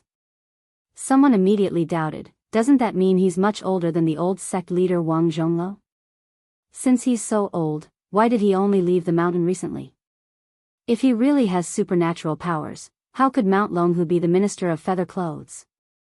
The person who spoke earlier slammed the table and said angrily, "This spiritual master is worthy of being called the immortal of earth." How would we mortals know what he's thinking? Countless people nodded in agreement. Indeed, that's right. I've heard that the great spiritual masters of the Taoist sects are all lowly and noble. They're determined to be simple and don't care about the false reputation of the mortal world. Hearing all the discussions, the woman who was leaning against the window turned around and looked at the young Taoist priest across the table with a mischievous look in her eyes. The young Taoist priest blushed. Outside the street, the sound of thunder and horse hooves thundered, causing the ground to shake as if there was an earthquake. Chapter 348. The diners at the tables near the windows all looked over and were shocked. It was actually the rarely seen elite imperial palace guards that were moving out, and looking at their posture, it wasn't just a few dozen cavalry. The imperial palace guards had always been the guards of the important areas of the capital, and their battle prowess could be said to be unrivaled. For a moment, the streets were heavily guarded, and there seemed to be no end to the cavalry. Not long after, they occupied the entire main road of the capital. Moreover, every single imperial palace guard had their swords drawn and bows drawn. The generals leading them were even the most powerful and influential military generals in the capital. Apart from the armored soldiers, there were also countless imperial palace guards accompanying them, as if they were facing a great enemy. Today's display was terrifyingly grand. Even the Son of Heaven might not be as grand as this when he went on an inspection tour. A few people with discerning eyes could see a trace of heavy wariness, and this made people feel even more chilled. Could it be that there was someone in the world who dared to act rashly in the capital? How many bear hearts and leopard guts did they have to eat, and how many lives did they have to be able to do this? The layman only watched the show, and only the true experts could see the knack of it. Apart from the close to 1,000 imperial palace guards and the imperial palace guards that had almost turned out in full force, there were also dozens of top-notch imperial palace chi practitioners that held their breaths. The woman sighed and said, "Let's go back." The young Daoist nodded and asked gently, "Where do you want to go?" The woman smiled and said, "To Mount Wudang, the place where we first met. If I don't go, I'm afraid my body won't be able to take it." The young Daoist asked, "Ride a crane out of the city? Or a carriage?" The woman's childish nature came over, and she blinked and said, "If we ride a carriage, will it cause trouble for you?" The Daoist shook his head and said softly, "It won't." The woman hesitated for a moment, and then slowly stood up. The young Daoist's face reddened, and he took the initiative to extend his hand. The woman took it. They walked out of the restaurant together, and when the Daoist with a sword on his back appeared on the street, those top-notch chi practitioners all took a step back. Even the imperial palace guards that were known for their valiance and fearlessness didn't even dare to breathe loudly. The young Daoist gently carried the woman onto the carriage, and then turned the horse towards the city gate, ignoring the armored soldiers on the street. He held the whip in one hand and the woman's cold hand in the other, and said calmly, "Make way." The young Daoist said indifferently, "I don't know your rules. As for your laws, no matter how great they are not as great as the sword behind my back." There was a young soldier beside the middle-aged general who spoke. He held a silver spear in his hand and was about to charge forward when the general reached out to stop him. The woman said gently, "Let's go." The Daoist priest's expression immediately softened. He nodded and held her hand tightly. Almost all the horses on the street knelt down in an instant. People and horses were thrown off their feet. Chaos ensued. There were no rules to speak of. On this day, Wudang's Hong Shixiang and Su Jihu left the city. No one dared to stop them.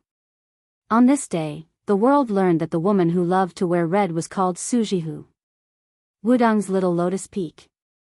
Clouds and mist swirled around. Chen Zhao, Song Jiming, and Yuxing Rui, the three most senior Taoist priests of Wudang, stood shoulder to shoulder in the distance, leaving the mountain peak to the couple.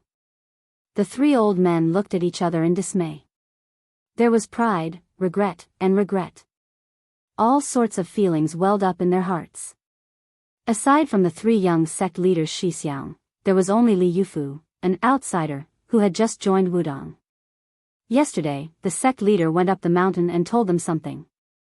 It could be said to be the most unimaginable feat in Jianghu's 500 years of history. No matter how reluctant they were, Qin Yao and the other Xixiang did not want to stop them. The young Daoist priest and the woman in red sat shoulder to shoulder at the bottom of the tortoise camel tablet. She swung her legs. She did not know what he wanted to do. She only looked at the 72 peaks in the sea of clouds and said sadly, "Bull rider, I might not be able to grow old with you." That year, when he was 14, the two of them met for the first time. After they met in Jiangnan, she knew that she would not live long. But when she rode the yellow crane, she felt that she had no more regrets in this life. He took her to travel all over the world. Seeing that he did not move, she wrinkled her nose and turned her head. She knocked on his head and asked, "What, are you still foolishly waiting to find me in your next life? Are you stupid? Aren't you tired?" The young Daoist priest thought about it and shook his head. Her eyes suddenly turned red. She bit her lip and asked, "Are you going to wait for me?" The young sect leader who rode the bull rubbed the woman's cheeks and wiped away her tears. His eyes were warm as he said, "If I asked you to wait for me for 300 years, would you be willing to wait?" She said without hesitation, "You waited for me for 700 years. If I wait for you for 300 years, of course I can." The young Daoist priest, who had only held her hand after meeting again, gathered his courage and gently hugged her. He smiled and said, "Okay." She wrapped her arms around his neck and whispered, "You really are a coward." He asked, "Are you really not going to see the great general and his royal highness?" She smiled and shook her head. "No, I'm afraid they will be sad. I'm afraid they will cry." The young Daoist priest took a deep breath. When the woman snuggled in his arms, the so-called sword of ancestor Lu that was placed horizontally on the edge of the tortoise camel tablet was unsheathed. It shot up into the sky, as if it would not stop until it reached the heavenly court. The clouds in the ninth heaven rolled down. The entire Mount Wudong was covered in purple qi. He said loudly, "I was Lu Dongxian 500 years ago. I was Qi Xuanzhen of Mount Longhu 50 years ago. Now, I am Hong Xixiang of Mount Wudong. I have cultivated for 700 years. I swear that I am willing to cultivate for another 300 years for the righteous path of heaven and earth. I only hope that heaven and earth will open a path for Su Jihu to ascend." The young Daoist priest's voice was like a great bell that resounded between heaven and earth. "I beg Su Jihu to ascend on a crane." Yellow cranes cried in unison. A red-clothed man rode a crane into heaven's gate. The young Daoist priest who was the reincarnation of ancestor Lu sat down cross-legged. He looked at the falling sword that was destined to kill him and closed his eyes with a smile. Qin Yao and the others could not bear to watch anymore. Tears flowed down their faces. There was a rainbow behind the sword that was borne above the young Daoist priest's head. It spanned across the big and small lotus peaks and was incomparably gorgeous. 1,000 years of cultivation, only hoping to meet again. Chapter 349. His Royal Highness and his entourage made a slight turn on their way back and arrived at Guangling River. It was the 18th day of the 8th lunar month, the tide was rising. Tourists came from all over the world, it was an unprecedented grand occasion. After the spring and autumn period was settled, there was no longer the separation of national boundaries. Scholars carrying books to study and wanderers carrying swords to explore the world became more and more unimpeded. At the same time, exploring secluded places and admiring the scenery also became more and more popular. The Guangling Tide, Amei's Golden Buddhist Light, and Wudong's Golden Buddhist Light were known as the three wonders of the age. Great Yanji was the best place to watch the tidal wave.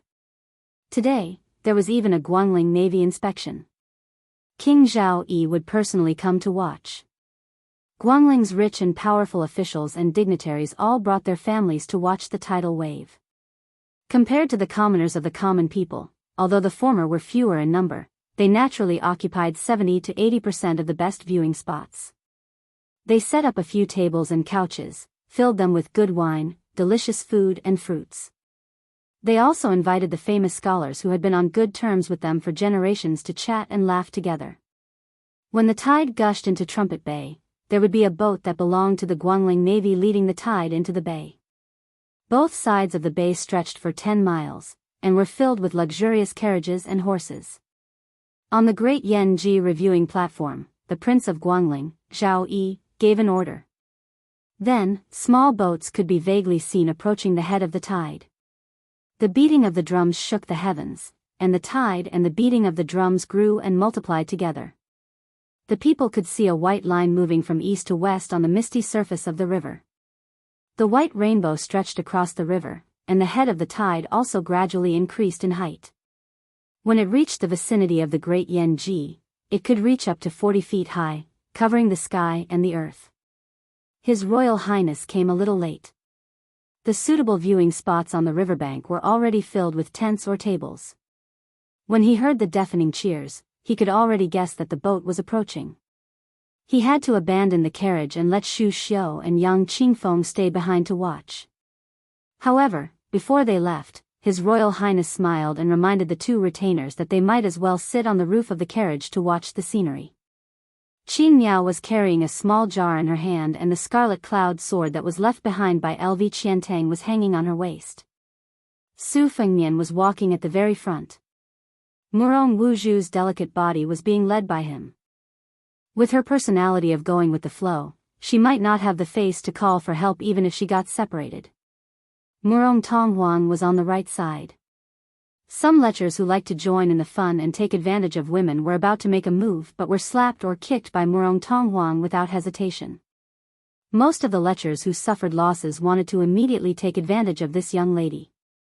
However, when they saw Su Fengnian's embroidered fox fur coat, they immediately lost their momentum and withdrew their hands in embarrassment. They looked for other targets and picked a few soft persimmons to make a move. Anyway, in the sea of people watching the tide, there were many girls who kept quiet after being bullied. There was no need to hang themselves on a tree. Just like Pei Nanwei, Qinyu, who was abducted from the bamboo forest, wore a dense veil hat on her head. Her figure was enchanting, even surpassing the Murong siblings whose genders were hard to distinguish. However, these two great beauties who were ranked on the Rouge list followed closely behind His Royal Highness. On the right, Murong Tonghuang was slapping the Murong siblings, while on the left, the maid Bluebird was cleaning up the obstacles with her scabbard. No one was able to get close to them. The old man wearing a sheepskin fur coat was responsible for bringing up the rear, so there was nothing for him to do. Most of the time, his gaze was on the woman surnamed Shen, or more precisely, on her small waist. Even with his 100 years of experience, the old god of swords still had to admit that Su Xiaoxiu's eye for women was even more brilliant than the climb of martial arts. Even Li Chungang was unconvinced by this point. During this period of time, the old god of swords was busy admiring Pei Nanwei's buttocks, Xu Xiu's breasts, and the Murong siblings' twin lotuses on one stalk. It was a feast for the eyes, but the one he saw the most was the unfamiliar woman surnamed Shen, especially her slender and soft waist. TSK, it really made the onlookers feel horrified.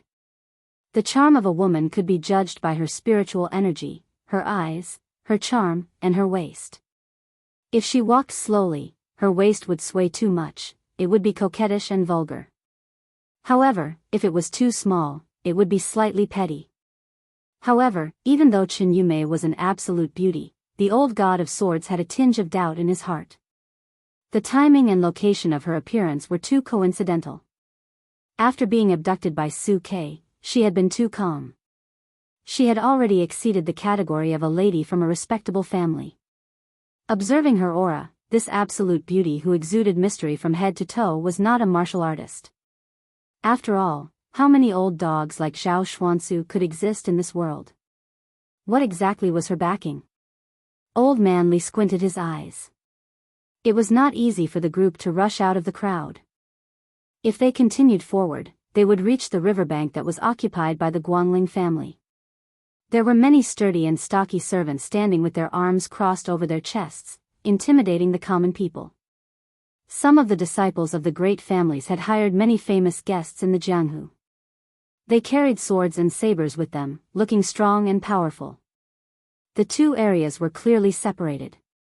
This was very similar to how the famous scholar Chu Shuisheng of the Baoguo Temple disdained to sit together with the common people. Su Fengnian was probably basking in the light of the beauty beside him. With him as the center, a circle of vacuum was formed around him. At this point, there was no need to stand on tiptoe to watch the tide.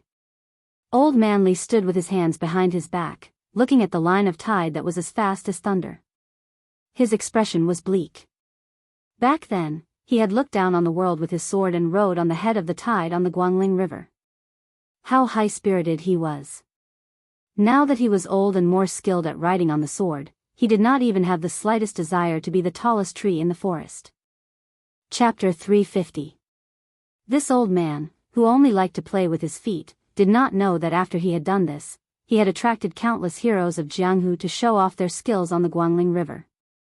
There were strong men carrying cauldrons that weighed 1,000 pounds to smash the head of the tide, swordsmen rowing boats to resist the tide, and there were also powerful archers who shot arrows in succession and collided with the tide, creating thousands of ripples.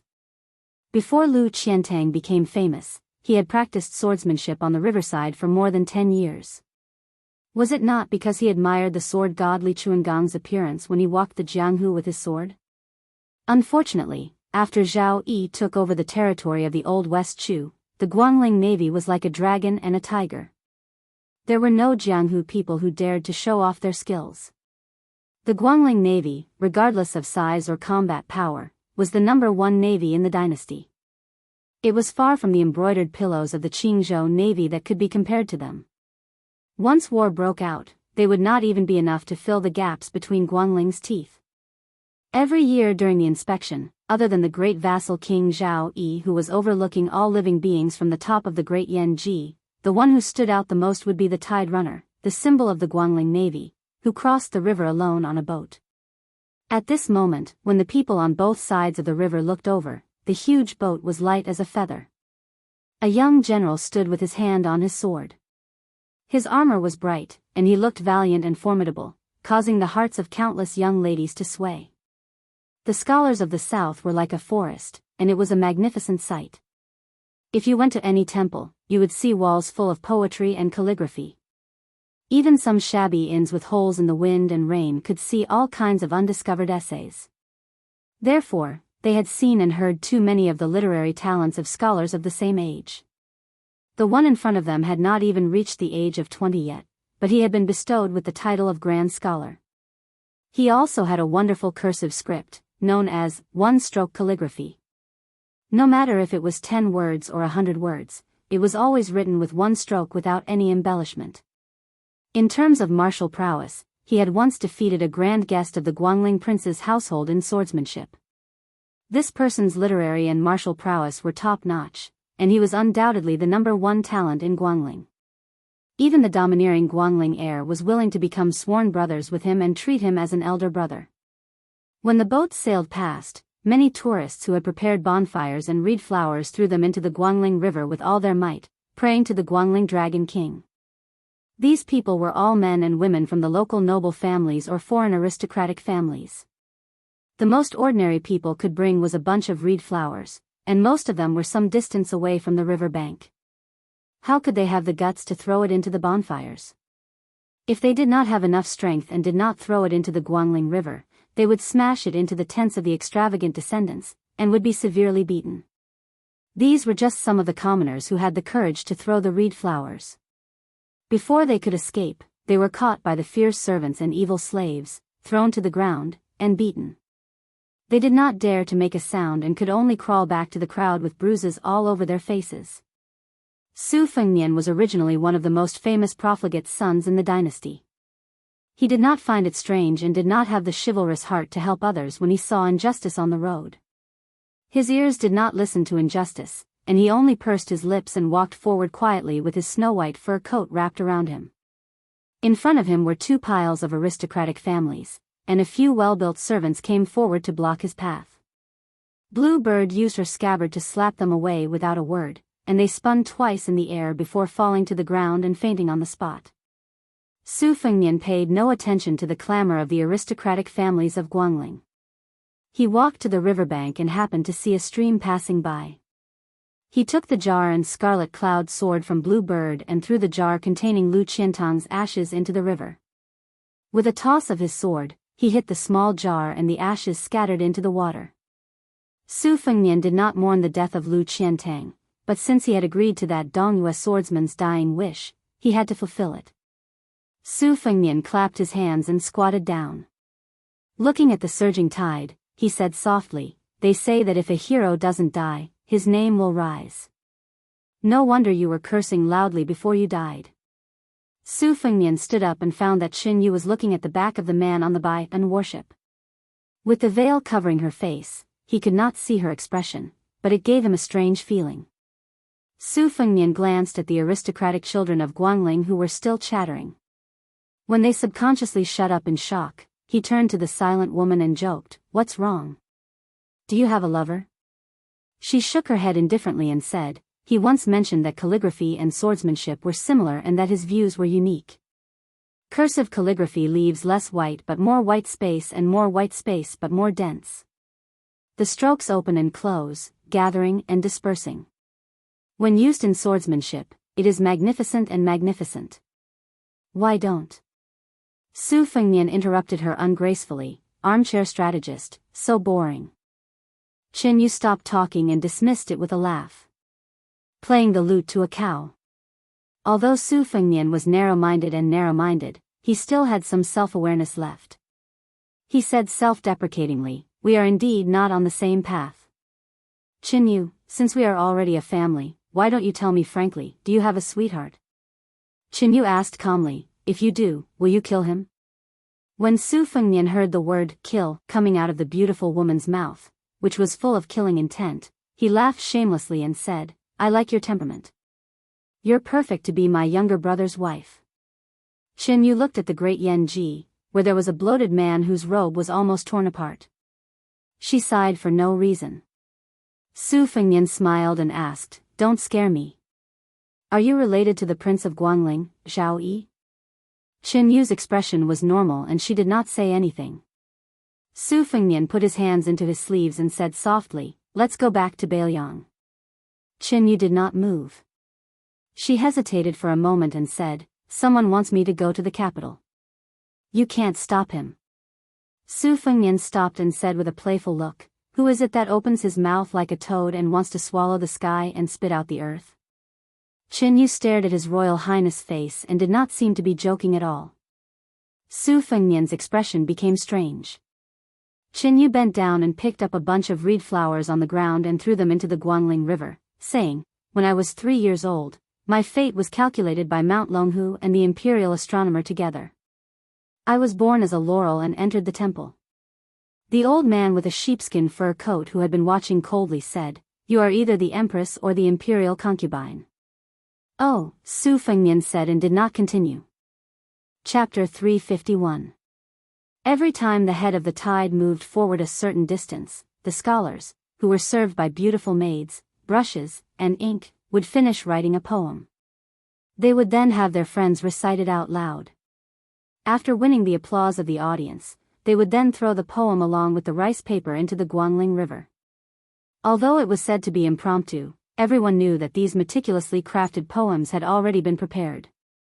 Some of the noblemen who did not have enough ink in their stomachs would rack their brains for a long time before watching the tide.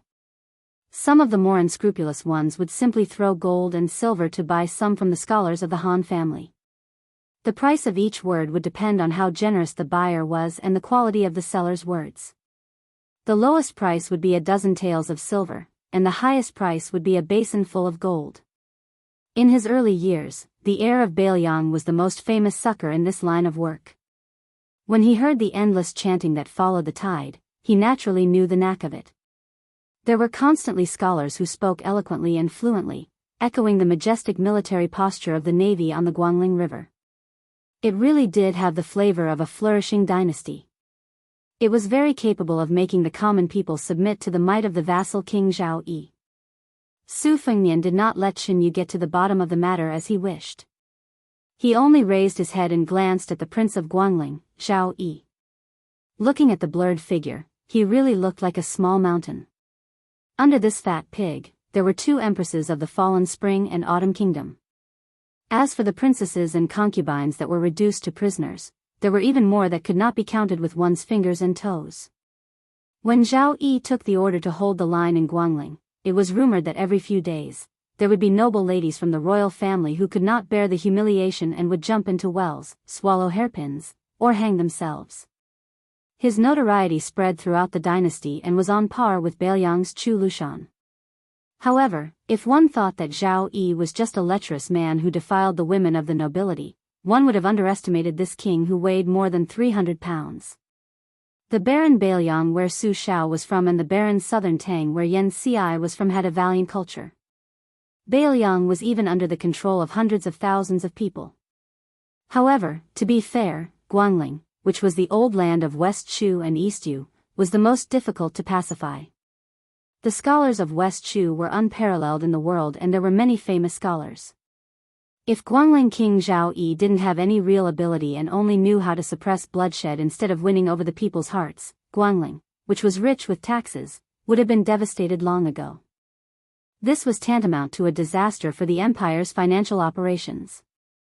Although the current emperor's brothers weren't all great talents, none of them were mediocre.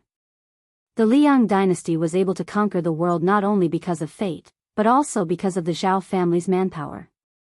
Just as His Royal Highness had completed the Lu Qiantang and was preparing to leave the riverside, an untimely sound of horse hooves suddenly sounded. Turning his head to look, Su Fengnian frowned. There were actually dozens of light cavalry in bright armor galloping over, forcibly cutting through the sea of people to create a path. Many commoners who could not dodge in time were sent flying by the warhorses on the spot. There were more than 30 cavalrymen with exquisite horsemanship, carrying sabers and crossbows. They were very eye-catching, and it was their instinct to seek advantages and avoid disadvantages. 100 steps in front of Su Fengnian, the commoners who were watching the tide had already moved aside to create a path for two horses to ride side by side. The leader of the cavalrymen with a strong physique was holding a pitch-black snake spear. His face was ferocious as he stared at Su Fengnian who was standing on the riverside. Suddenly, he increased the strength of his horse's abdomen and accelerated forward. At this critical moment, a young child who might have been separated from his parents fell onto the road for some reason and sat on the ground, crying loudly. The cavalryman with the spear did not have the slightest intention of reining in his horse. He only had a ferocious smile on his face, which made one's hair stand on end. On both sides of the horse path were the children of Guangling's landowning households and the commoners. No one dared to be unlucky. Firstly, everyone knew that the Guangling Prince's Falcon Battalion was responsible for the safety of the land. Secondly, even if they wanted to do something, they really did not have the strength to do so. Guangling scholars did not have the strength to stop a galloping warhorse. Were they in a hurry to be reincarnated? How could a scholar's brush resist a warrior's spear? At this moment, a young man who looked like a wanderer among the crowd shouted, "No!" He pressed his hands on the shoulders of the two people in front of him and jumped up high, wanting to stop the horse and save the child. This chivalrous Wulian man was obviously from outside and had underestimated the terrifying strength of the general on the horse as well as the coldness of the Guangling king's armored soldiers. Before he could save the child, a spear was raised and pierced through his chest. It was as if the man had directly collided with the tip of the spear, piercing his heart and causing his blood to splatter everywhere. The poor wanderer who had just begun his journey in Jianghu was instantly killed. With a pull of the iron spear, the corpse fell back into the crowd. In the blink of an eye, the horse's hooves the size of a bull were about to step on the child's body without hesitation. The galloping horse's hooves could easily create 2 bloody holes in the child's body. There were those who could not bear to watch and those who were watching with their eyes wide open. There were those who could not bear to watch, those who widened their eyes with relish, and those who were only filled with shock and fear. After the horseman killed the child and pulled out his spear, he cast a piercingly cold look at the young man in the distance. However, his pupils violently contracted, and he was 100 times more surprised than when he had dealt with the reckless Jianghu youth. In the eyes of the crowd, they could only see the handsome young man wearing a brocade robe and a white fur coat. The tips of his feet were like a dragonfly skimming the surface of the water. After touching the ground a few times, he arrived behind the crying child. He bent down and grabbed the child's collar towards his chest. Then, he came to a swift and unrestrained stop. His slender body slightly leaned back, but his footsteps did not stop. He faced the general on the horse and swept backwards. The general was filled with a sense of mania and anger. How dare this kid show off his chivalrous demeanor in front of his spear? The general on the horse raised his iron spear again. Borrowing the horse's momentum, he thrust it towards the young man's chest. He shouted, "You're looking for death." The young man did not seem to use any force, but his retreating speed suddenly increased to the extreme. He was as swift as a rainbow, and immediately pulled away from the horse for a long distance. He placed the frightened and dazed child beside a female servant dressed in green. Contrary to everyone's expectations, after the young man who had forcefully seized the opportunity to save the child, not only did he not stop while he was ahead, but he shook his shoulders and the fox fur coat he was wearing was shaken out of his body. The female servant dressed in green clothes and embroidered shoes gently caught it. He himself once again rushed forward. The spear came with a menacing momentum. The young man who had just displayed a method to save the child was like moving clouds and flowing water, and it was pleasing to the eye. Now, he expressionlessly held the spear's tip. Without saying a word, he suddenly pulled it back. This actually encouraged the horse to charge forward with a thunderous momentum. The next moment, everyone's eyes widened and their hearts surged. The young man, who looked like an elegant young man from an aristocratic family, far more than a Jianghu wanderer, suddenly stopped. He leaped up slightly, pressed down on the horse's head, and pressed it down. Chapter 352. Countless onlookers gasped at the same time.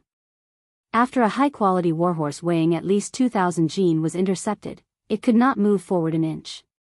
The horse's head smashed into the ground, its front hooves smashing into the stone floor.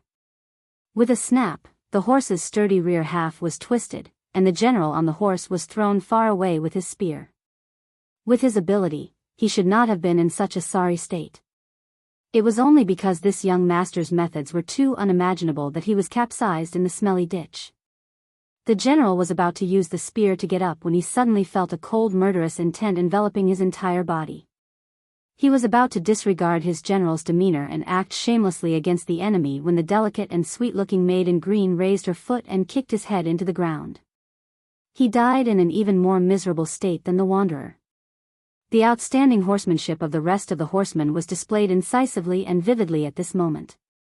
They reined in their horses almost at the same time. For a moment, the horses neighed loudly and pierced the eardrums. All of this happened in the blink of an eye, and the situation was completely reversed.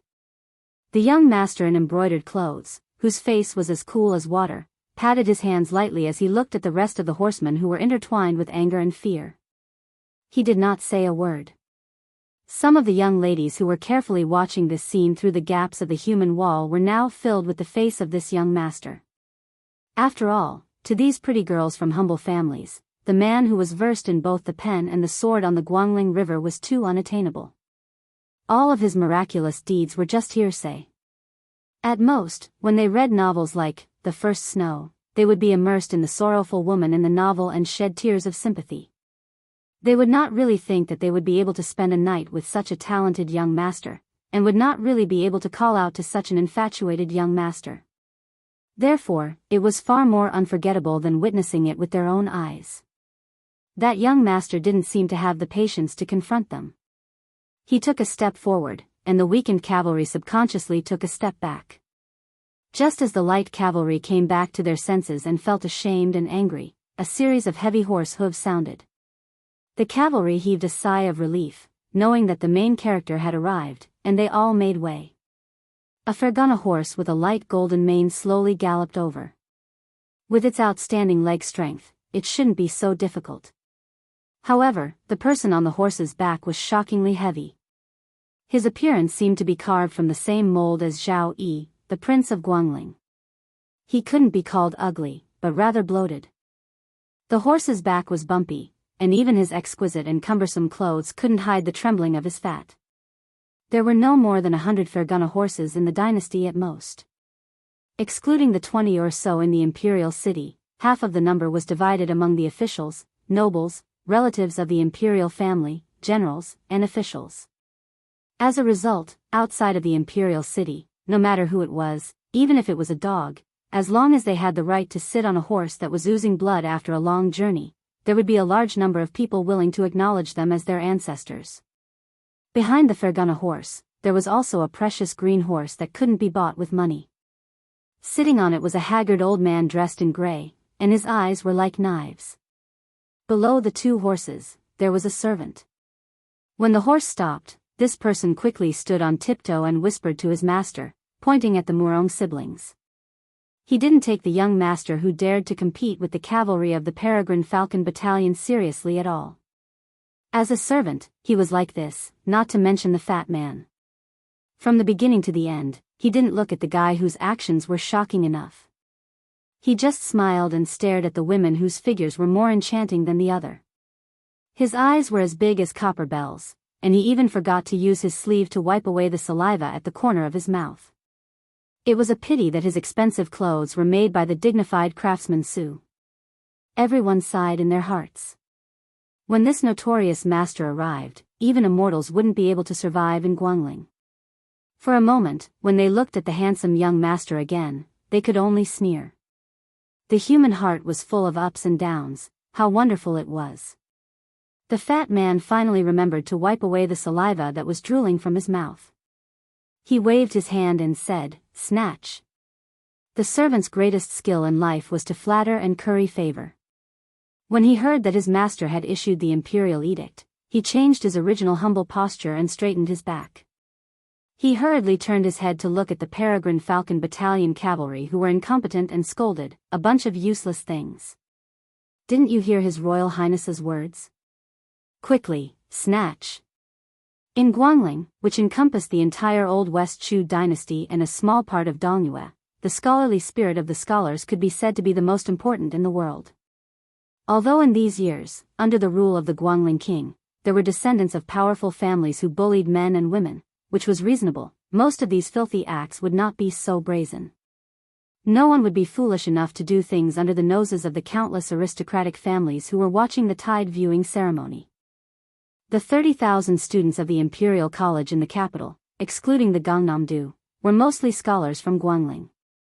In addition, the old Grand Tutor of West Chu, Sun Shiji, who was in charge of a province under the title of Left Servant Shi, had become the stabilizing force in the hearts of the scholars of Guangling. Generally speaking, no matter how lawless the scholars were, they would have to think twice before committing crimes. But in Guangling, there was only one exception, and that was the eldest son of the first wife of Zhao Yi, Zhao Yuang. He was a classic example of a tiger father, a dog son. He did not inherit the shrewdness of his father, and only learned Zhao Yi's lustfulness and gluttony. He bullied and humiliated women, and in terms of numbers, he could be said to have surpassed his father. Last year, he had his eyes on the daughter-in-law of a Linqing county chief and chased her through 2 counties. In the end, he broke into the manor with a gang of vicious servants and stripped the young lady of her clothes. The matter was brought to the Guangling king's side. In the end, the dignified 4th-rank county chief with an embroidered sparrow on his chest was killed on the spot by Zhao Yi with a jade rui. Immediately after, an official who had gone to the capital to file a complaint was intercepted and killed on the way out. How could the domineering father and son of Zhao Yi and Zhao Yuang not be chilling to the bone? Su Fengnian smiled and asked, "Zhao Yuang, you want to steal my women?" His Royal Highness, Zhao Yuang, made a sound of surprise and seemed to find it interesting. His fat body leaned forward slightly as he finally noticed this outsider. He asked a question that was very much in line with his style, "You know this heir? Do we know each other very well?" Su Fengnian smiled and said, "Not very well." Zhao Yuang rolled his eyes and said, "Then what are you talking about?" "Don't worry, this heir is not an unreasonable person. I'm in a good mood today, so after stealing a few of your women, I'll return a few of your servant girls that this heir is tired of playing with." Su Fengnian didn't know whether to laugh or cry. Why was this fat pig so different from Jinggan heir, Zhao Sun? He was twice the weight of the latter, but the meat in his head was probably not even the size of Zhao Sun's finger. He believed that if it weren't for Zhao Yi, the prince of Guangling's protection, he wouldn't even be able to sell these 300 caddies of meat for much money. Zhao Yuang pursed his lips and muttered to himself, this heir only admires one person in this lifetime, and that is Bailiang Su Fengnian, brother Su. His Royal Highness